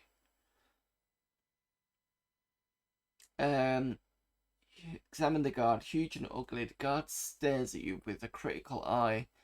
Over a sphinctoid empire insignia, there is a little sticker which reads, "Hello, my name is Huge and Ugly Guard." Talk to the guard. You strut up to the guard and say hello. He looks at you menacingly and says in a voice colder than the heart of the Commodore Guy does not like Commodore execs. Hostage scum is not allowed beyond this point. Get back to the examination room, you Terran loser. Okay, let's try going north. A voice screams out from a tiny metal grate. You don't have a hall pass. You don't have a hall pass. No, no, no, no, no. Okay. Huh.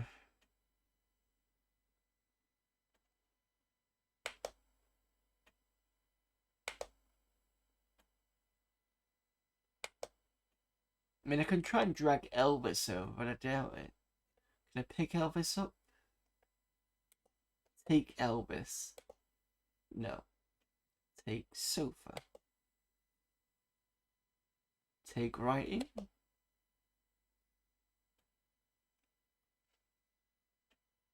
Because there's nothing else in the room. Unless I need to examine the sofa. A smelling ragged beat up sofa compared to the... Yeah, I've already seen that.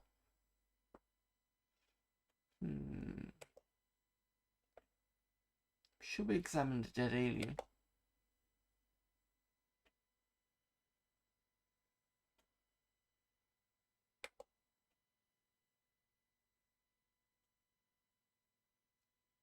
Yep. Examine broken window. See, senor, the window should be broke. Take broken window. Push exam table. Pull it.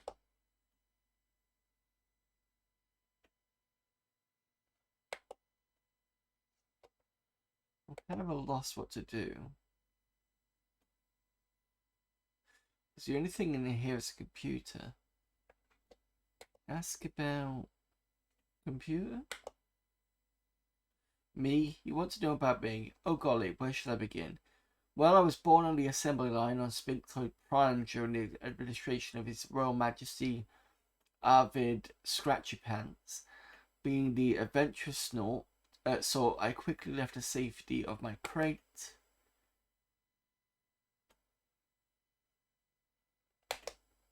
Where have I gone? To seek out my... You soon tire of the story and wander over and stare at a piece of lint on the floor for a little while. After a while you come back to the screen which is still scrolling text. But she soon left me for a Macintosh with more megabytes than a hard drive.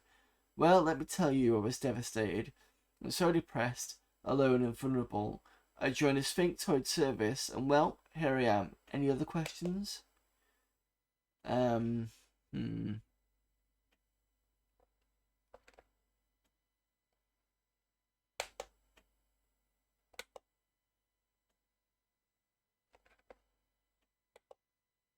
Use piece of cotton? Nope.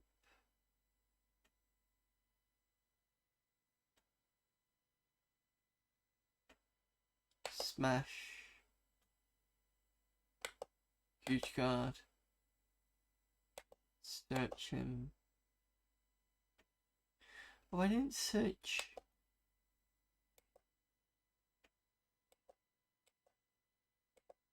I didn't search Elvis, did I? Nope. Nope. Can't search the sofa. Search the dead alien. You closely examine the dead space dude, and it suddenly hits you that he's really a sharp dresser. His his uniform is just fabulous. Oh, but I can wear the uniform. Okay. So if I examine the uniform, it's your typical alien jumpsuit, you know, silver, shiny, metallic looking. It's a royal crest of the great sphinctoid empire over the right breast, a likeness of Uranus, with a big number 1 stitch across it. It's your size. Oh, is it your size? Who knows? Okay. So use uniform. No. Take uniform. Maybe I can use it now.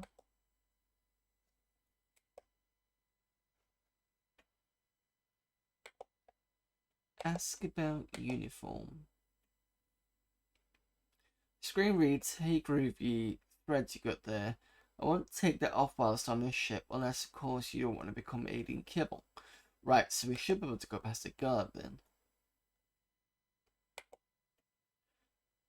No.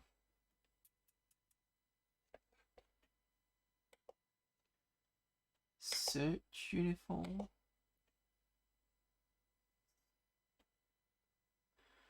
No.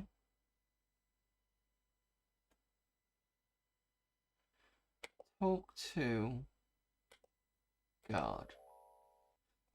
Jump to the guard proudly, your newly acquired uniform. The guard snaps to attention and salutes you. You ask if you can pass through this hall. He holds out a gaudy looking pass. It was probably supposed to look impressive, but is actually quite stupid looking.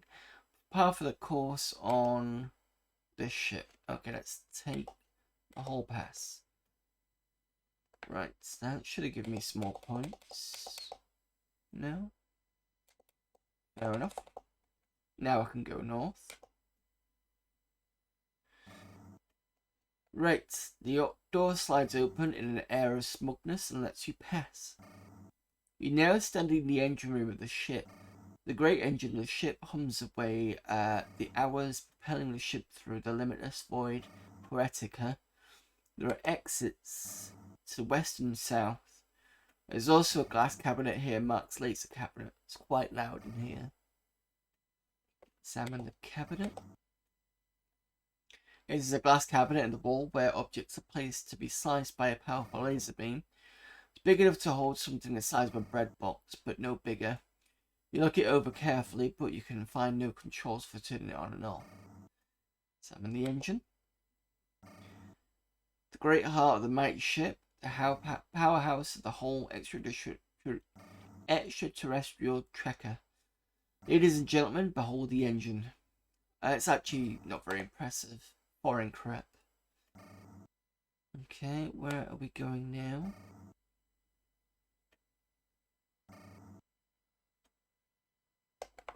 Let's go west.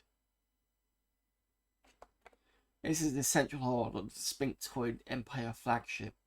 There are 4 doors leading off from this room: north, south, east, and west. On the north door, you hear the sound of stereotypical sci-fi sound effects. You know, the beeps, pings, and occasional buzz. Door to the south has a sign on it. Let's read the sign. Sign reads Turbo Lift. It's my kind of sign. No frills, no beating around the bush, just straightforward, honest information. Let's go north. This is the rear half of the bridge of the Great Sphinctoid Empire flagship. The room is quite large with many stations located around its perimeter. To the north is the forward half of the bridge. To the south is the only other exit. The room is lit with the eerie glow of instrument panels of the various stations. Okay, north again. Is the front half of the massive bridge of the Sphinctoid vessel. To the south is the rear half of the bridge. There's a science station here and a captain's chair. Also, the north wall is a large screen displaying the starfield. The only thing missing is any crew members. Where is everyone? Okay, let's examine the screen. Space, the last shebang. This is the visual screen of the flagship Sphinctoid. Its ongoing mission to explore weird and bizarre worlds, to seek out dumb hicks who haven't got a clue, to proudly go any place it wants to. Da da da da da da. Yeah, that sort of thing. Okay. Science station. This is where the science officer makes his precise calculations, studies unusual life forms, and it's just basically his job to keep the coffee pot working. Captain's chair is where the captain sits and stares out in the vast open space before him, barking out commands and generally alienating, no pun intended, everyone around him. It's a full-time job. Okay. Oh, security station.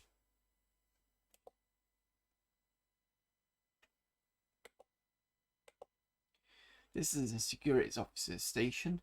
There's no one here at the moment, but you can get the impression that security officer is someone who does not tolerate disorder. His station is kept spotless, with each of his things in perfect order. If he caught someone wandering around his ship without clearance, he'd probably have him or her spitted, and grilled on the spot. Okay. Operations.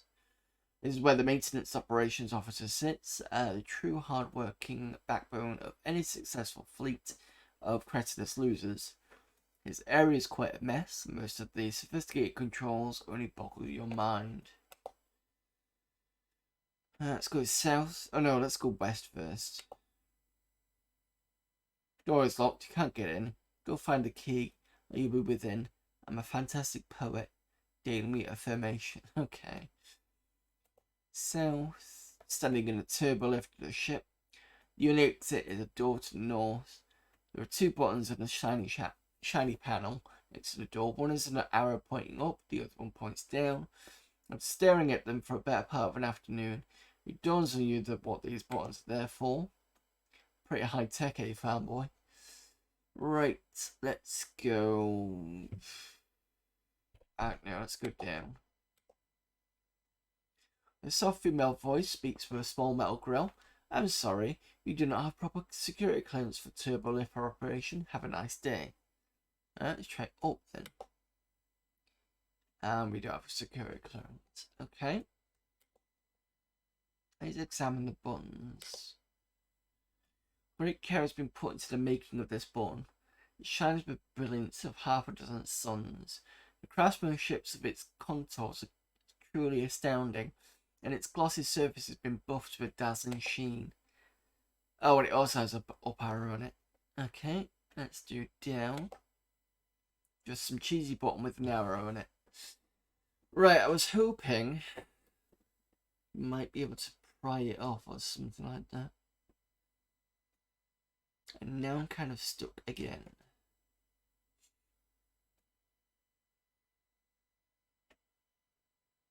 Can I open the button? No.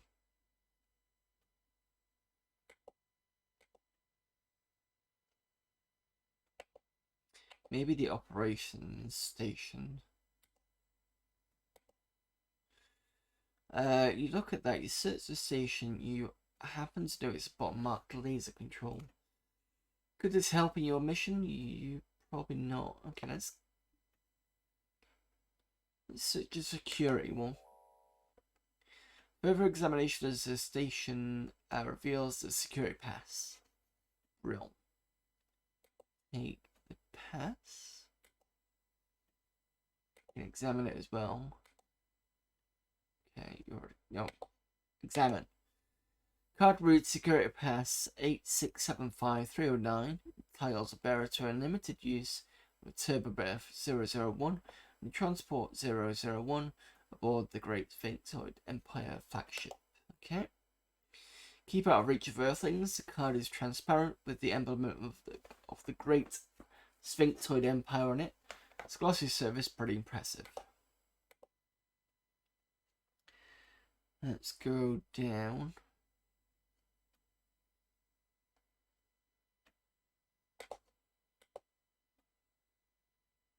No, I said push. You press the button, suddenly the turbo lift drops like a rock for several seconds, pinning you against the ceiling. When it finally does come to a stop, you hit the floor like a sack of, well, you know. This is the turbo lift at its lowest point. Does it look ashamed? There are two buttons here, you guessed, up and down. Doors are open. Right. You're in the main hall of the lower level of the sphinxoid vessel. There are doors in three directions, south, east and west. There also appears to be an outline of a door to the north, but you can't be certain. There's a sign on the north wall. Okay, read the sign.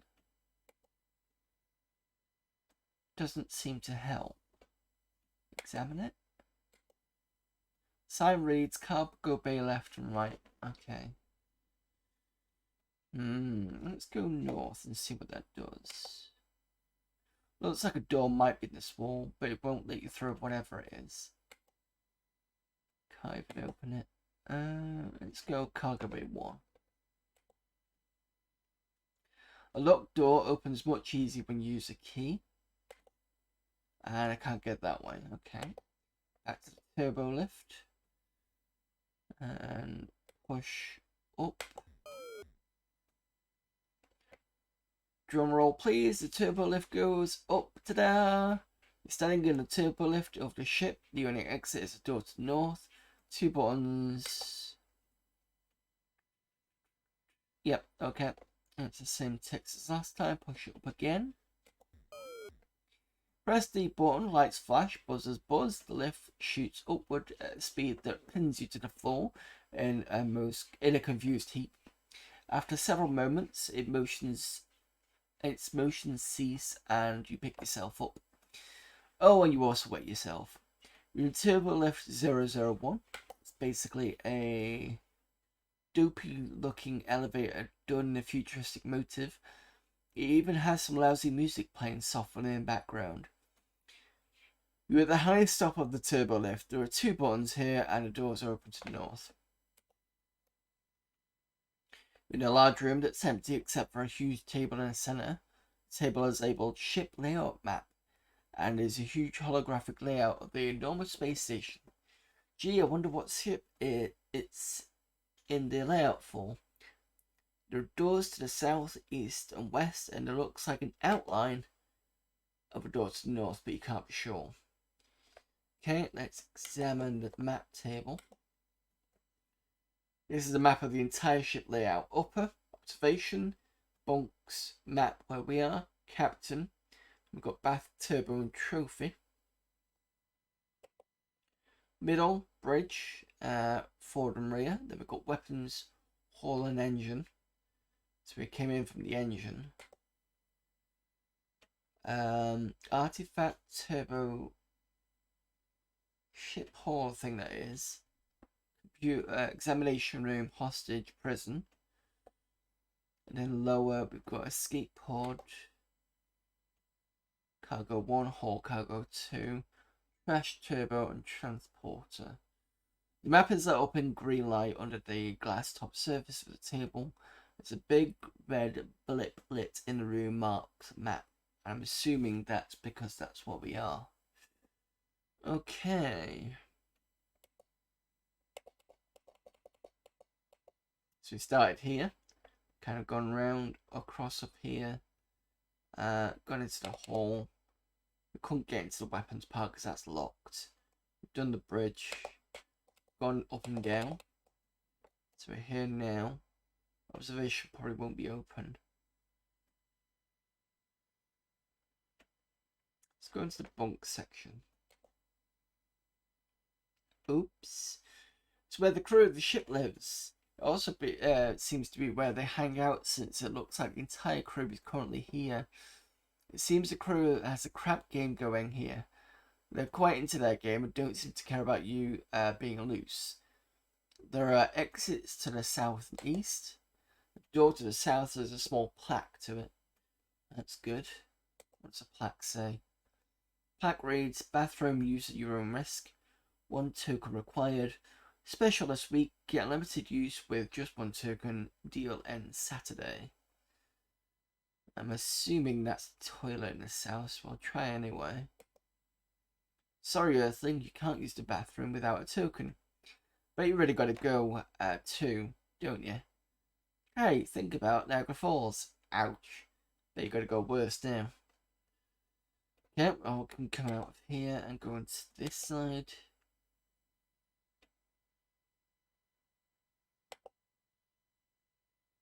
These are the captain's quarters.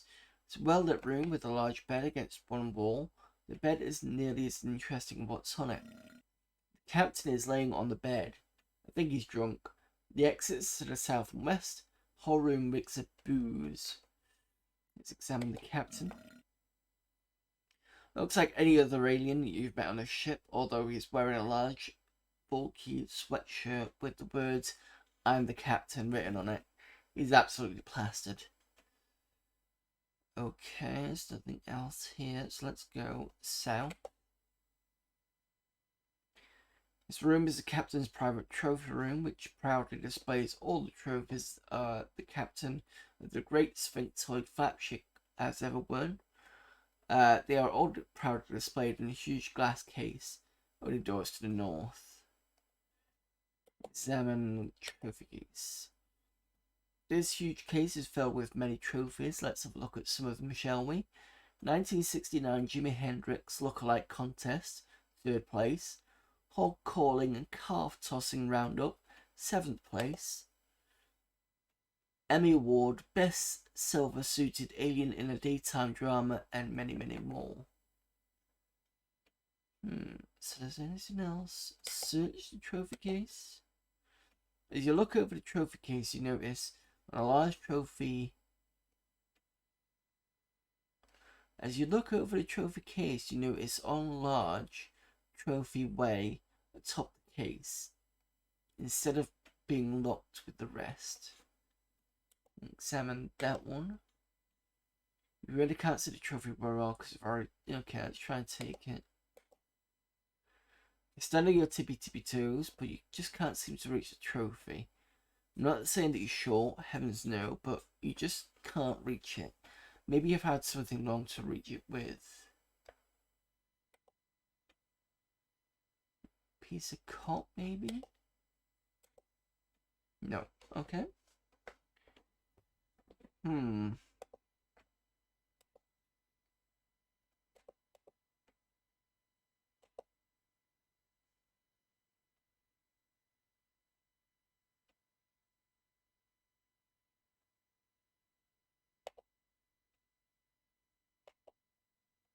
Let's examine the crew. There are about 25 crew members here. Probably most of the ship. They're playing a pretty wild game of craps. Can't see what they're playing for, but they look like some strange tokens of some kind. Let's talk to them and see what happens. Step up and ask the crew if you can join in their little game. One of them looks up and says to you, you want in on this action. If you do, you're going to have to supply your own dice, because the last Earthling scum we let play stole our dice, and it took us 6 centuries to get another pair. So we can't let you use ours. You then ask where the captain of the ship can be found. Same alien replies, he's drunk again in his quarters. Same as every night, that's why we're shooting craps. Maybe the captain has dice. Oh no. Search captain. No, okay.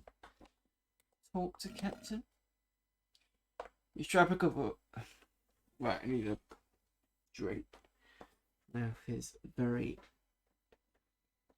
You strike up a conversation with the very intoxicated captain. He tells you of his fascination for great leaders from cultures of other planets.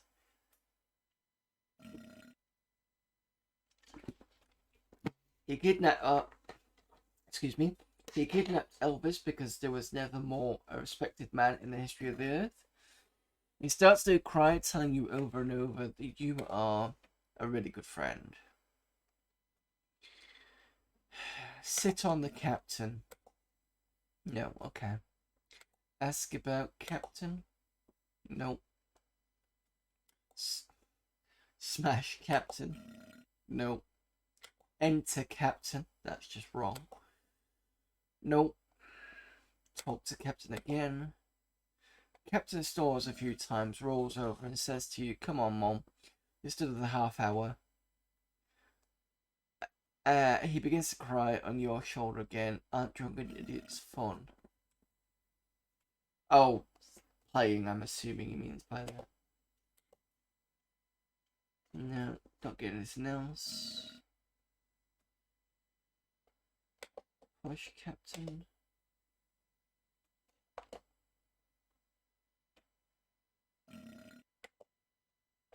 Search map table.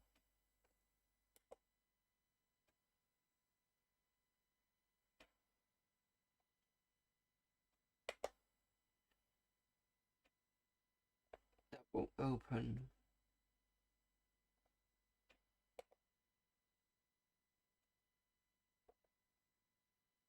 Do I push up again?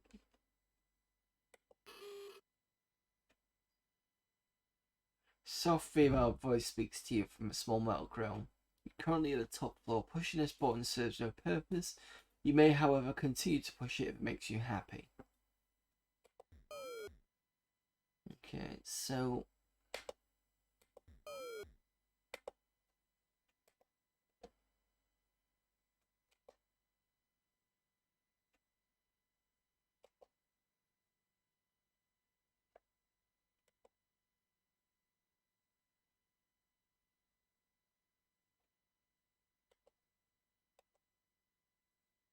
the hall pass reads, "Please allow the bearer of this note unlimited access to the main level of the great Synctoid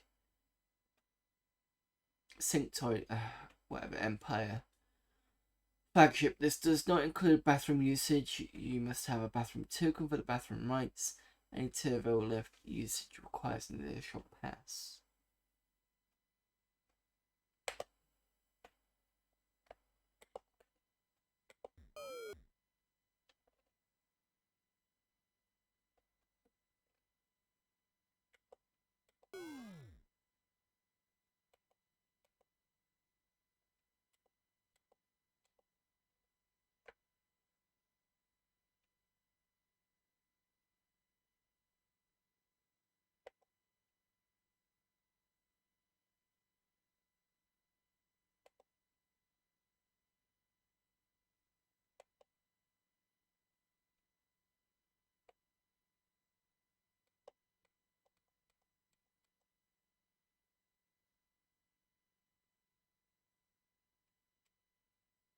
I mean, the computer did say that it would look at things, but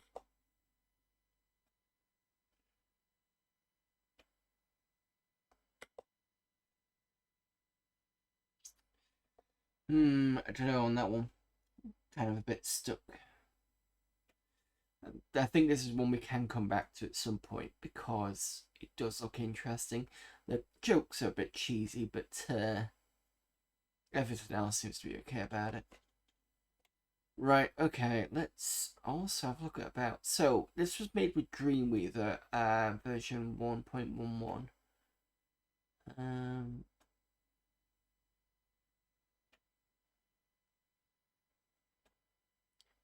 Wonder if it's on.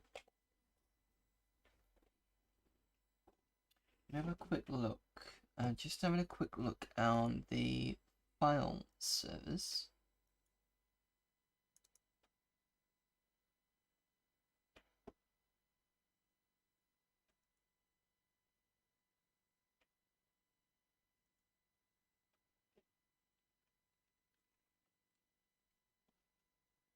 Because I don't know if we've got it on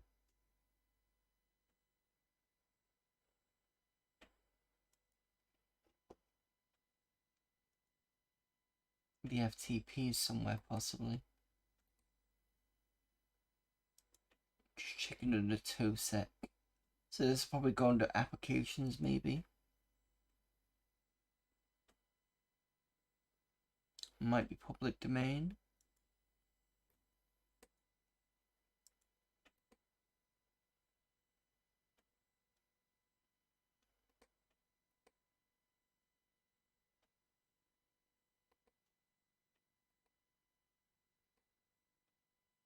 No. Actually, I can search under...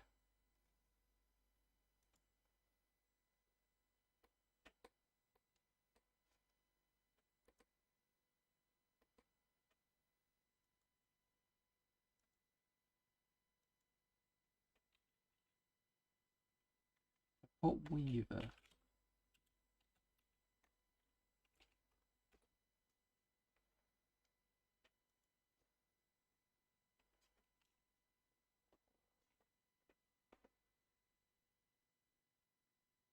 So under the collection Coverdisk Dreamweaver, there is Psycho Ward version 1.11, and I'm looking at the file server for Amiga here. There is a Dreamweaver Pro tracker, but I think it's something else.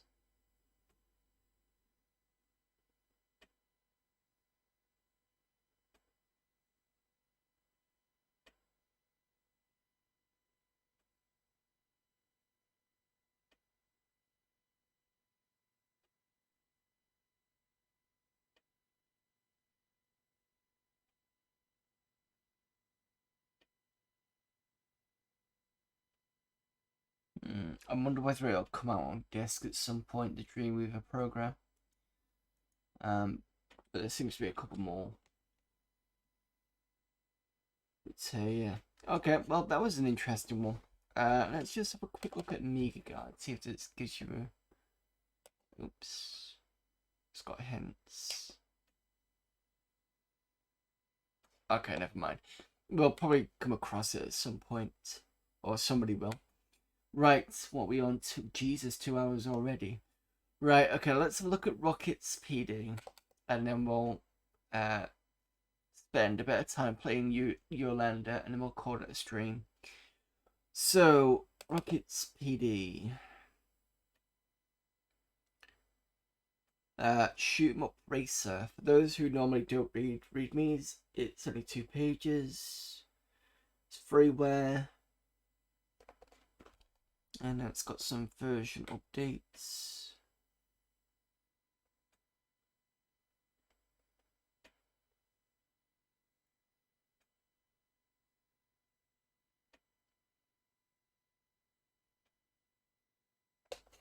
Okay.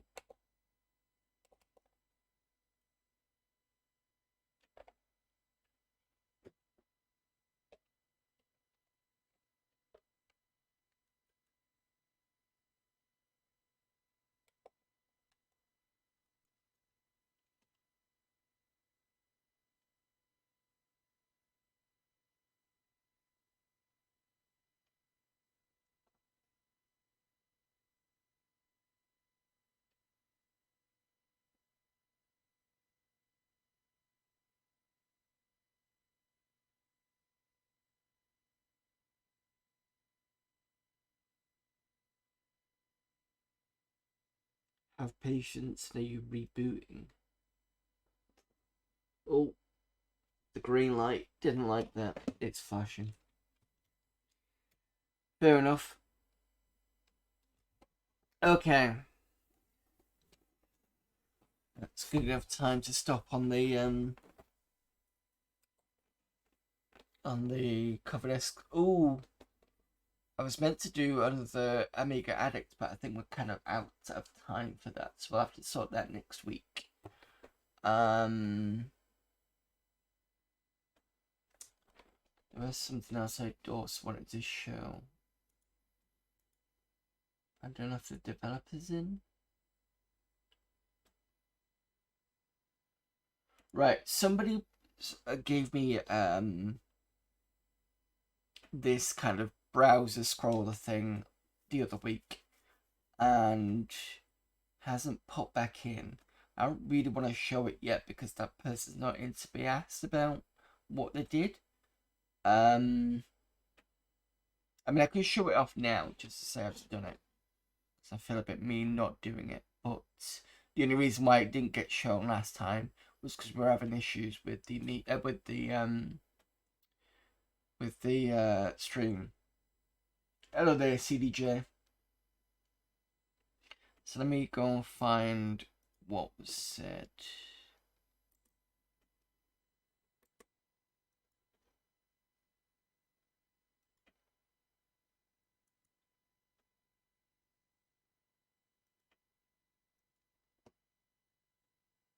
So it's basically a Beast Runner app, an auto-scroller using Shadow of the Beast sprites, and it says best used viewed in Chrome.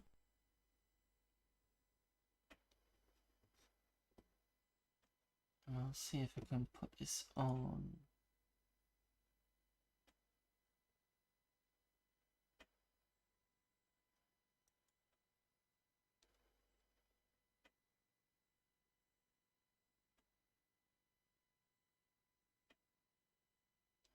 Where's my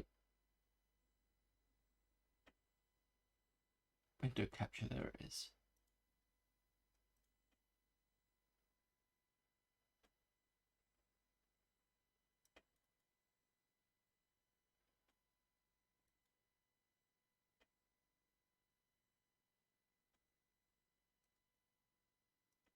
There we go.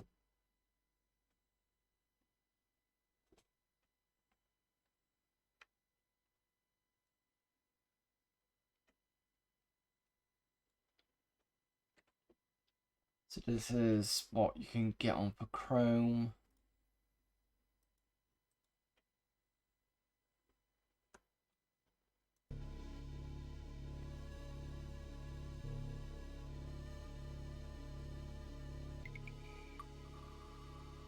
Should be able to bear that.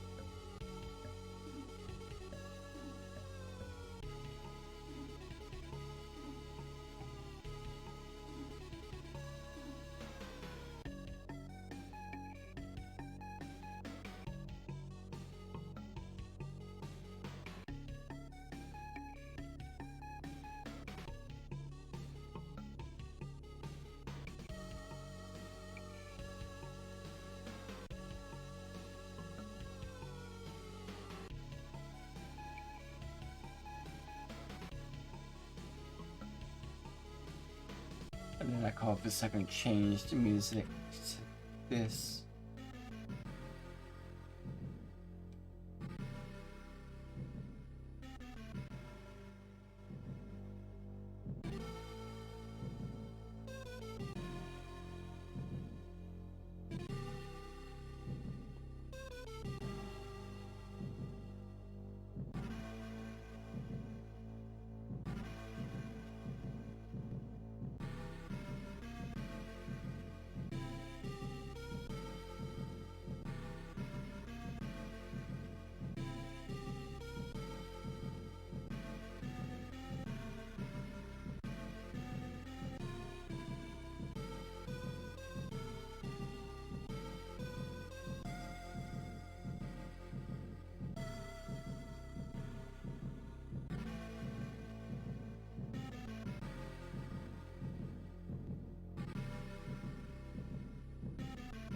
Yeah, it's a nice little scroller.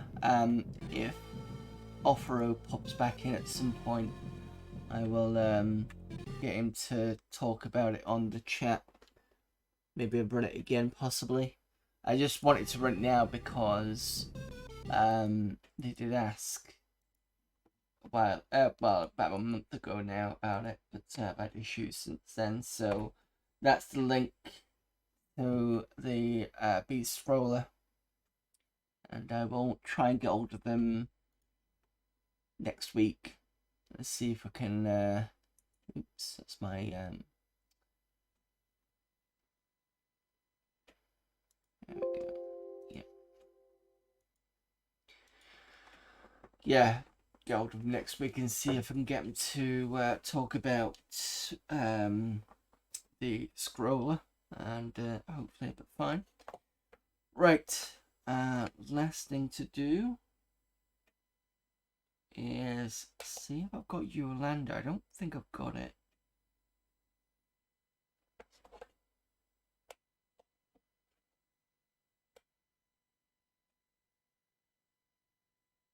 No, I don't think I had. Right, give me a moment while I go and grab it.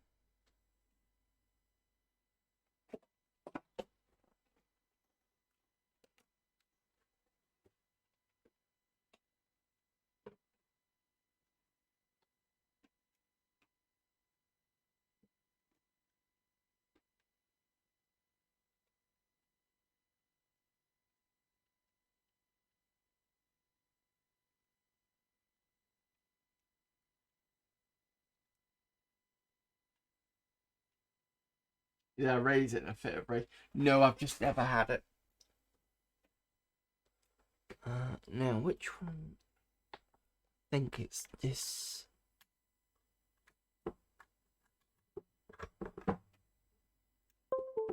But I do understand what you mean about the whole. Did you erase it in a kind of fit of rage? Because I have seen other people play it. Right. Let me just open up a new window.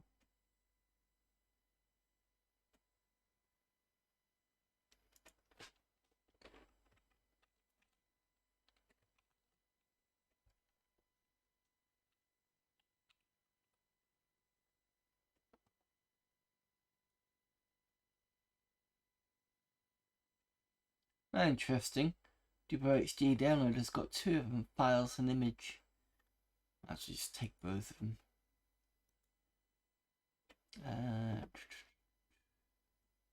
Swap.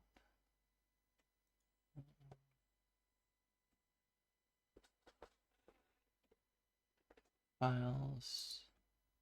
Save link. Image. Real.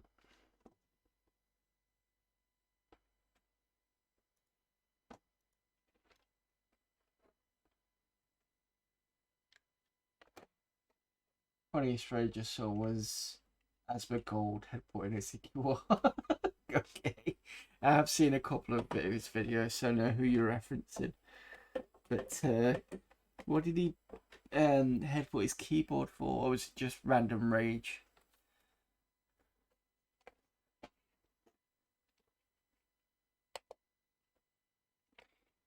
And this is the fun part. Well, I say the fun part, the part where you get to see me or try to remember what the stuff is. So if I remember right, they need to be in swap. I need to do LHAX.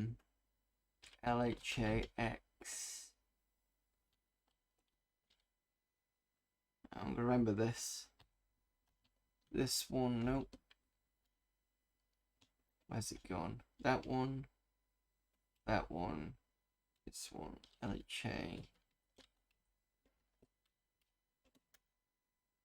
Yes.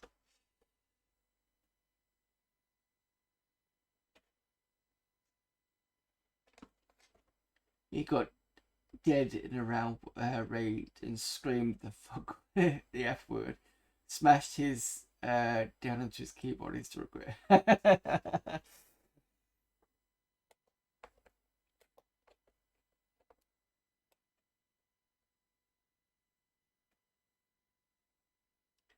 Where's Y?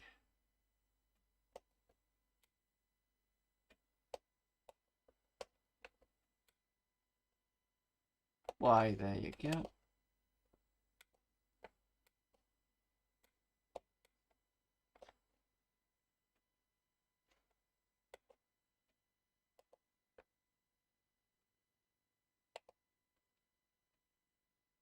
I can post a link for you. Yeah, that's fine. Put it in. We need 30 seconds of giggles.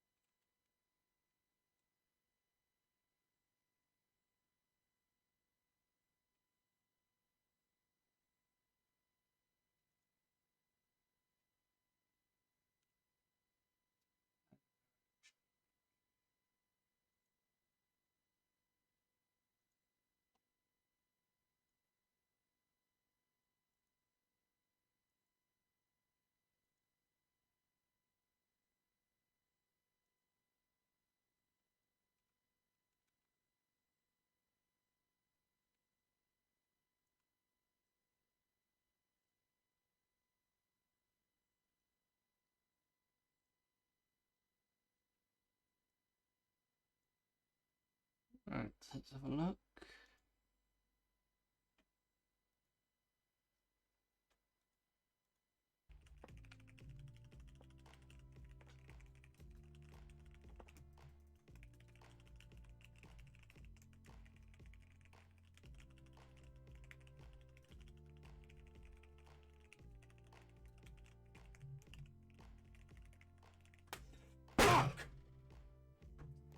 What? That was so quick, I didn't...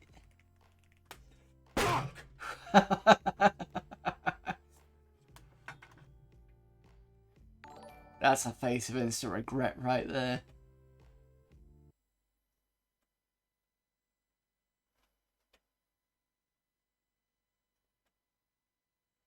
Definitely one of those blinking you miss it kind of moments.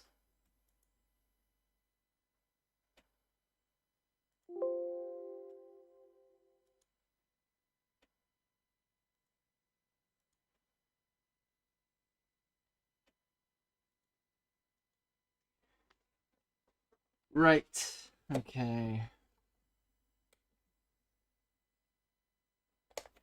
Got Yolanda and Yolanda out.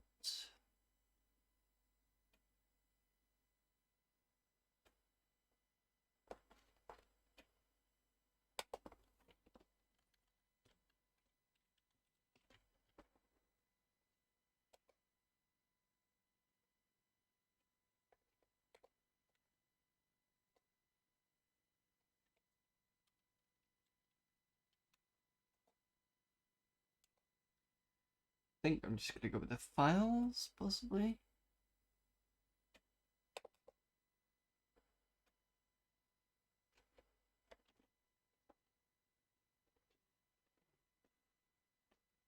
I think again, PTTV email. Aspen splashes. Right. Yolanda at 101. Up for Wimp mode, fire for hero, down for legend. Let's go for Wimp mode. The ninth labor was to fetch for the... The ninth labor was to fetch for Admeet, daughter of the... I can't read this stuff. The golden girdle that the Hippolyte queen of the Amazons had received from Ares. After an eventual journey, Hercules reached the land of the Amazons where Hippolyte received him kindly and promised him the girdle. But Hera roused the Amazons and they attacked Hercules. In the fight he killed their leaders and the Hippolyte herself, from whom he took the girdle. On his way home, Hercules came to Troy where he rescued the Laomedon's daughter, Hesione, from a sea monster sent by Poseidon. Oh.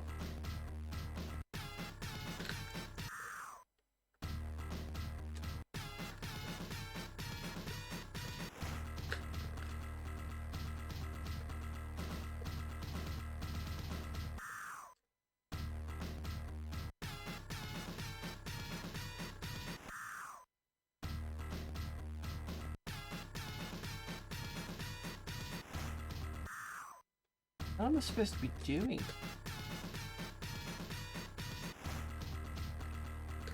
Oh, wait a minute. Am I supposed to be going down this way? Right, I get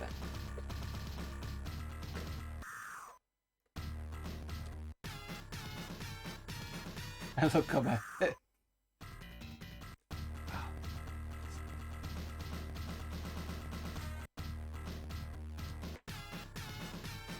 And it changes, great.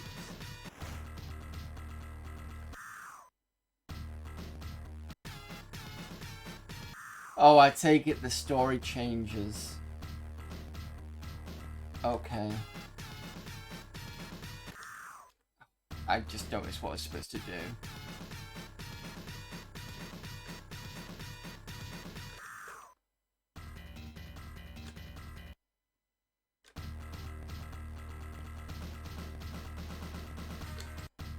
Try Wimp mode again.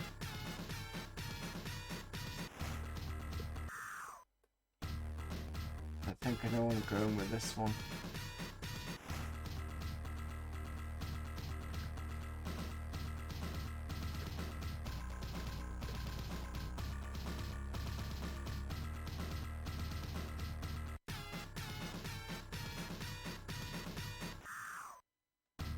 Gotta be quick on that.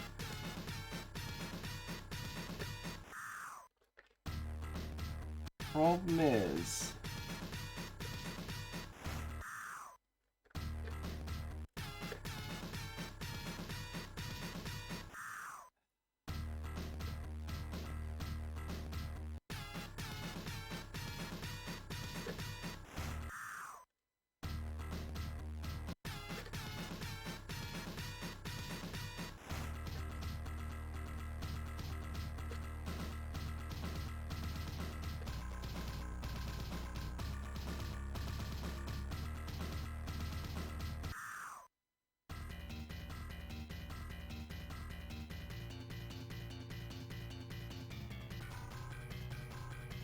should be able to type.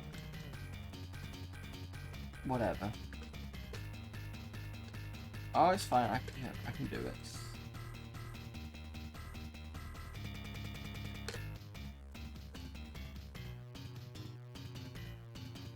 Got it. Right, okay. So I need to do that one. Right. Let's try this again. Wimp mode starting. Oh. And there's me thinking that it wouldn't be different.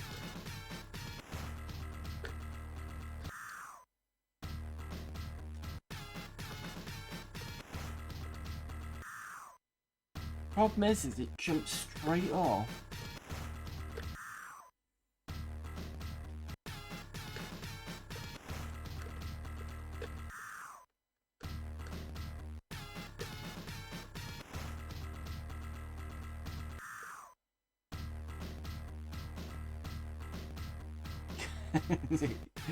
Yep.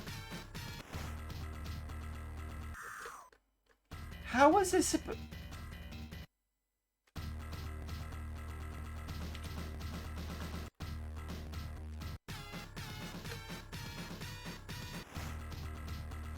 When even the wimp mode is hard, you know, you're in for a horrible time.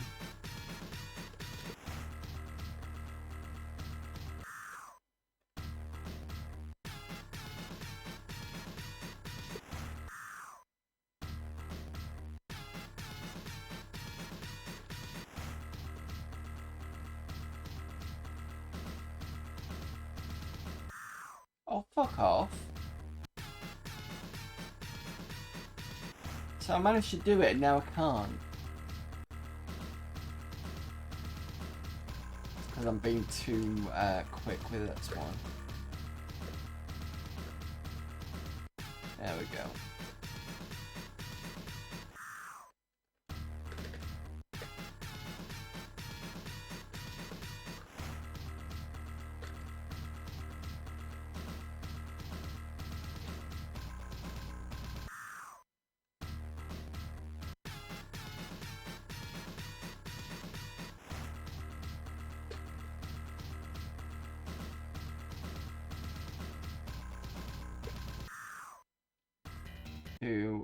Hitting too much on the ceiling on that one. And I've realised to just press fire instead of up, but never mind.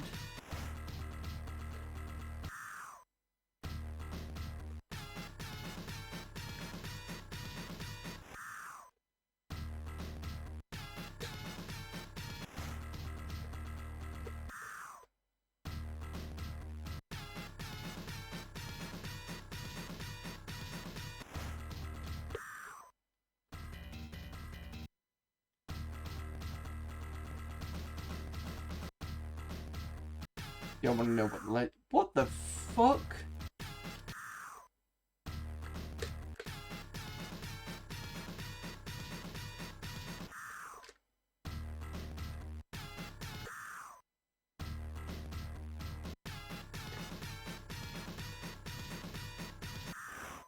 Almost.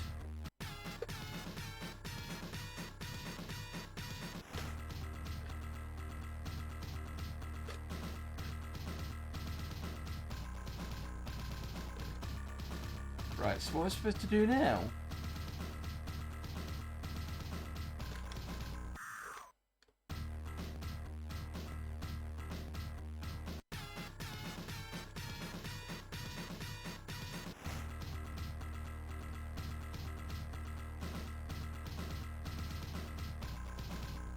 It's obviously can't jump on the... Oh! Okay, that was... expected.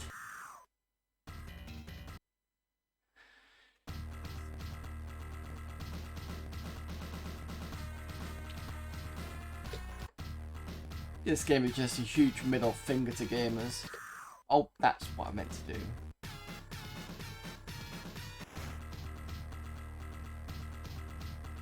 Right. Do I wait? Leap a thief? Yes.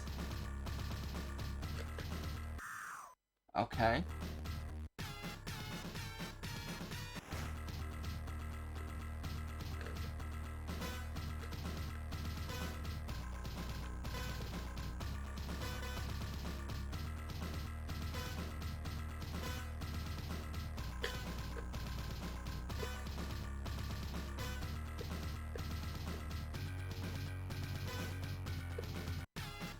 Got it. It's the... how long it takes for you to... Shit.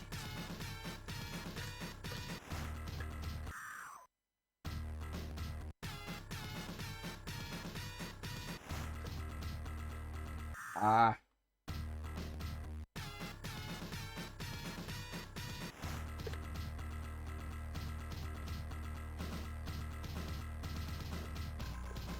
No.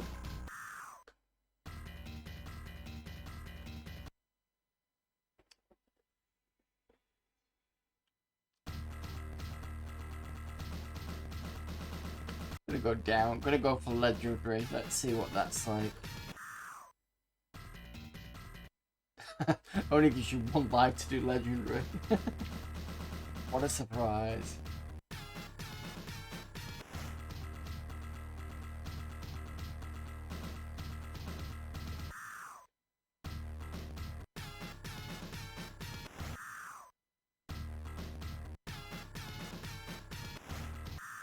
No.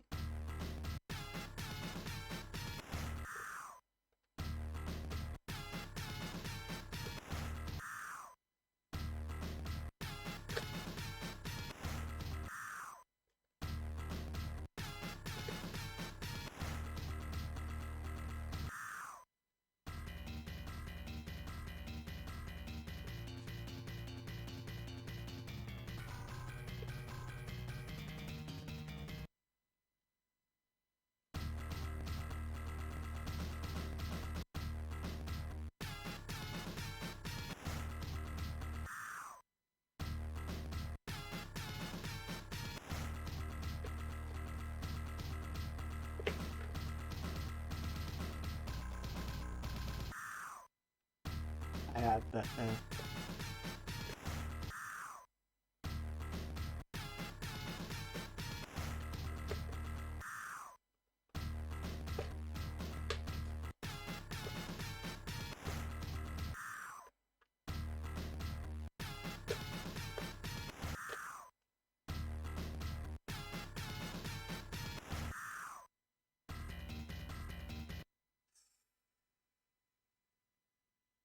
I'm gonna have one more go and I'm gonna call it a night.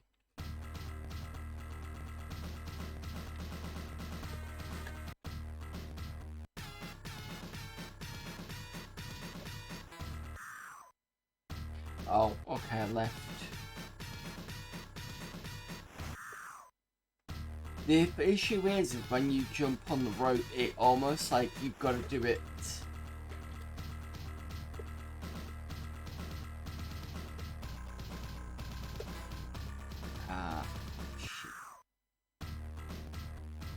Because as soon as you get on it, it kind of throws you off. Can't go that way.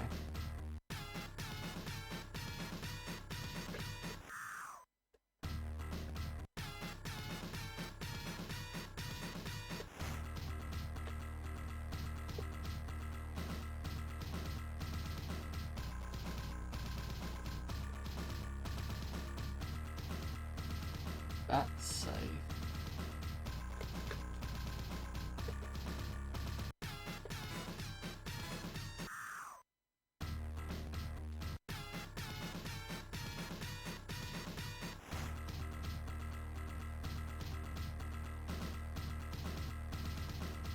Good first one, many people rage quit after one level. Well, I always try and at least get a bit further. You like the old Amiga game Gods? Yeah, I prefer the Mega Drive version because it's a lot faster. Getting anchors on Gods will be here till 4 AM. I wouldn't say I wouldn't see it, but I do pretty well at it. I've played it a lot. Like I said, the Mega Drive version is very much, I think, is a lot faster. And some of you may remember, I think it was a couple of years ago when Antstream Arcade did the tournament and I came second. The only nemesis I had from that was Amiga Square, who was doing quite well. I think we had similar scores. We were in the millions, and I think because I think the highest you can get is like 2 million. And we were hitting around kind of like 1 million something. And I can usually get the first treasure room, and there's also, as far as I remember, there's a treasure on the left hand side at the top. I think that's speed based. I can usually get that with the faster emulator, but I can't get that normally. Raiding for Metro Bells challenge was a close contest. Cool. Yeah. I still got that. I've got that. Fact. Let me just see if I've got the.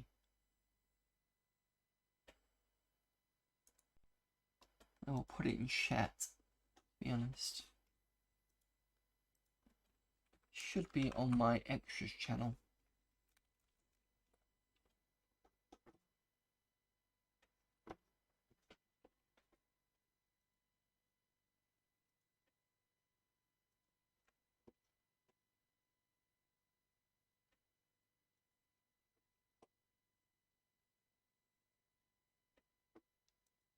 What was it? Was it Gods?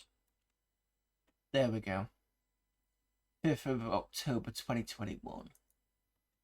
I'll copy that link address. So be ready for a 2-hour video because that's it there. Just have a quick look. Yeah, that's the one.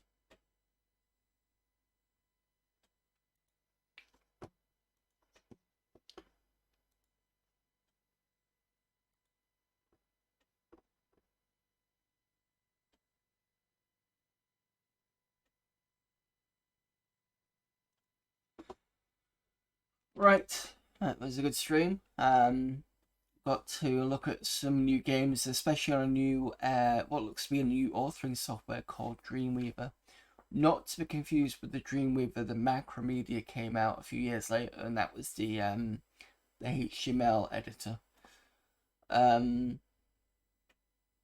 It's also nice having a nice clean screen as well. You know, the this RGB display is working out quite nicely at the moment, so I'm happy I've been able to rob that from a 48k RAM. Not literally rob it from him, but rob the idea for using it from him. It's turned out quite nicely. So next Monday I will try my best to try and get back to Wasted Dreams. I've been talking about it for ages. I know that that girl Joey's just done it, as in like a playthrough, and I need to finish it off as well, and then I can kind of move on for another long stream, because some other people have recommended me stuff and I've not got round to sorting that yet.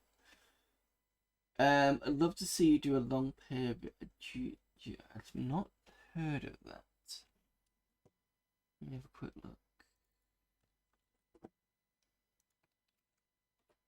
I don't know how to pronounce it, to be honest.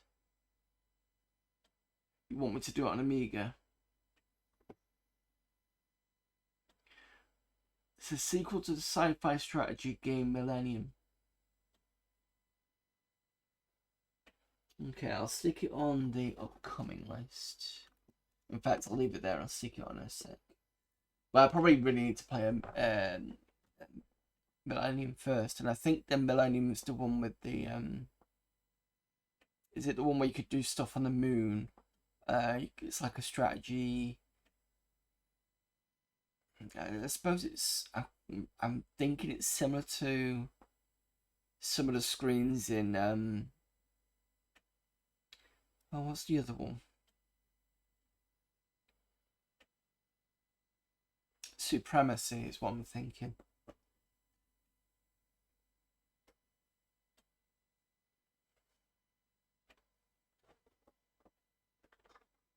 But I think I've seen Millennium before. I've not seen that one. So if I'm gonna do it, I'll probably do it after Millennium.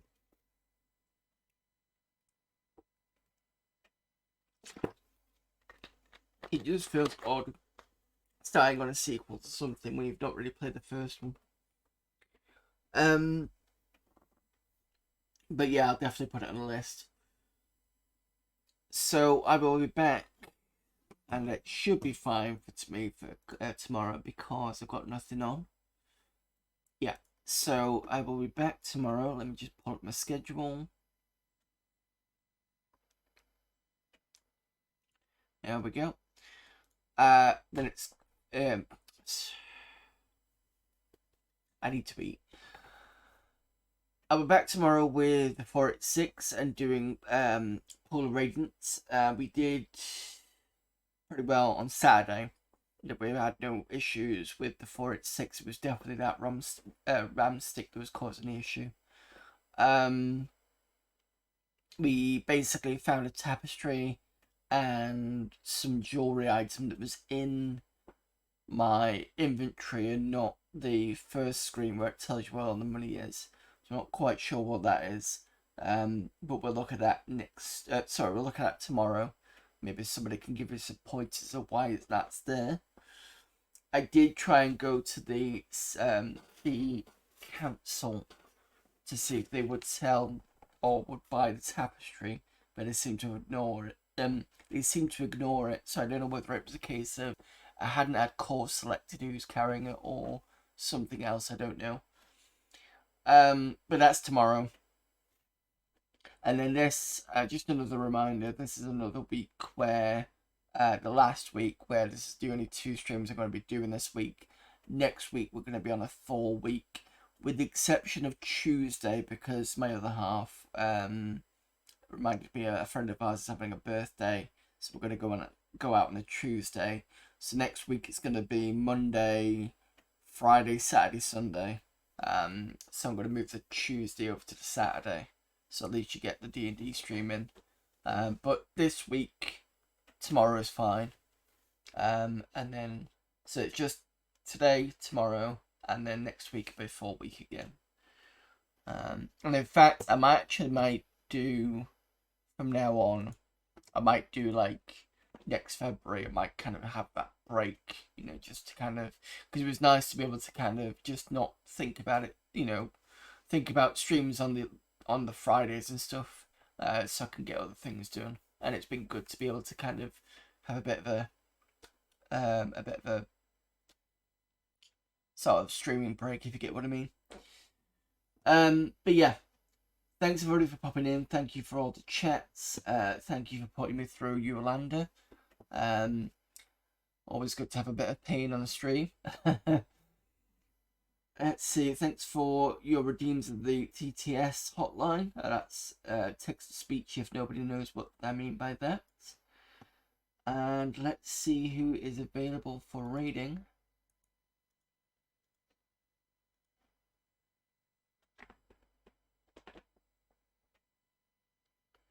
Who have we got?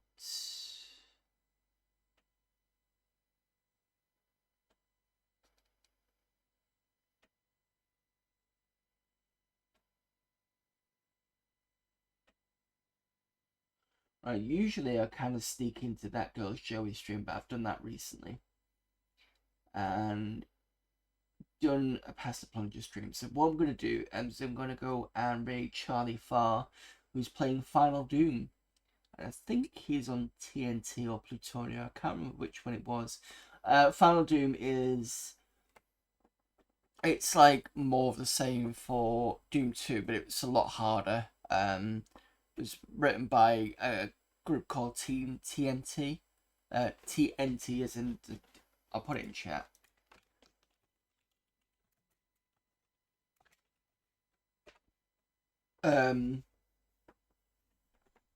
So that was the group TNT. They did Evolution and Plutonia. They were both 32 WAD files. And I can't remember the order that I played Doom in. I'm pretty sure it wasn't the first one first. I think I did the second one. And then somebody gave me a copy of Final Doom on CD. And then I ended up playing, I think, Doom via Ultimate Doom. Ultimate Doom, sorry. And that was when I got the Depths of Doom trilogy, which I had to take back because one of the CDs wasn't working.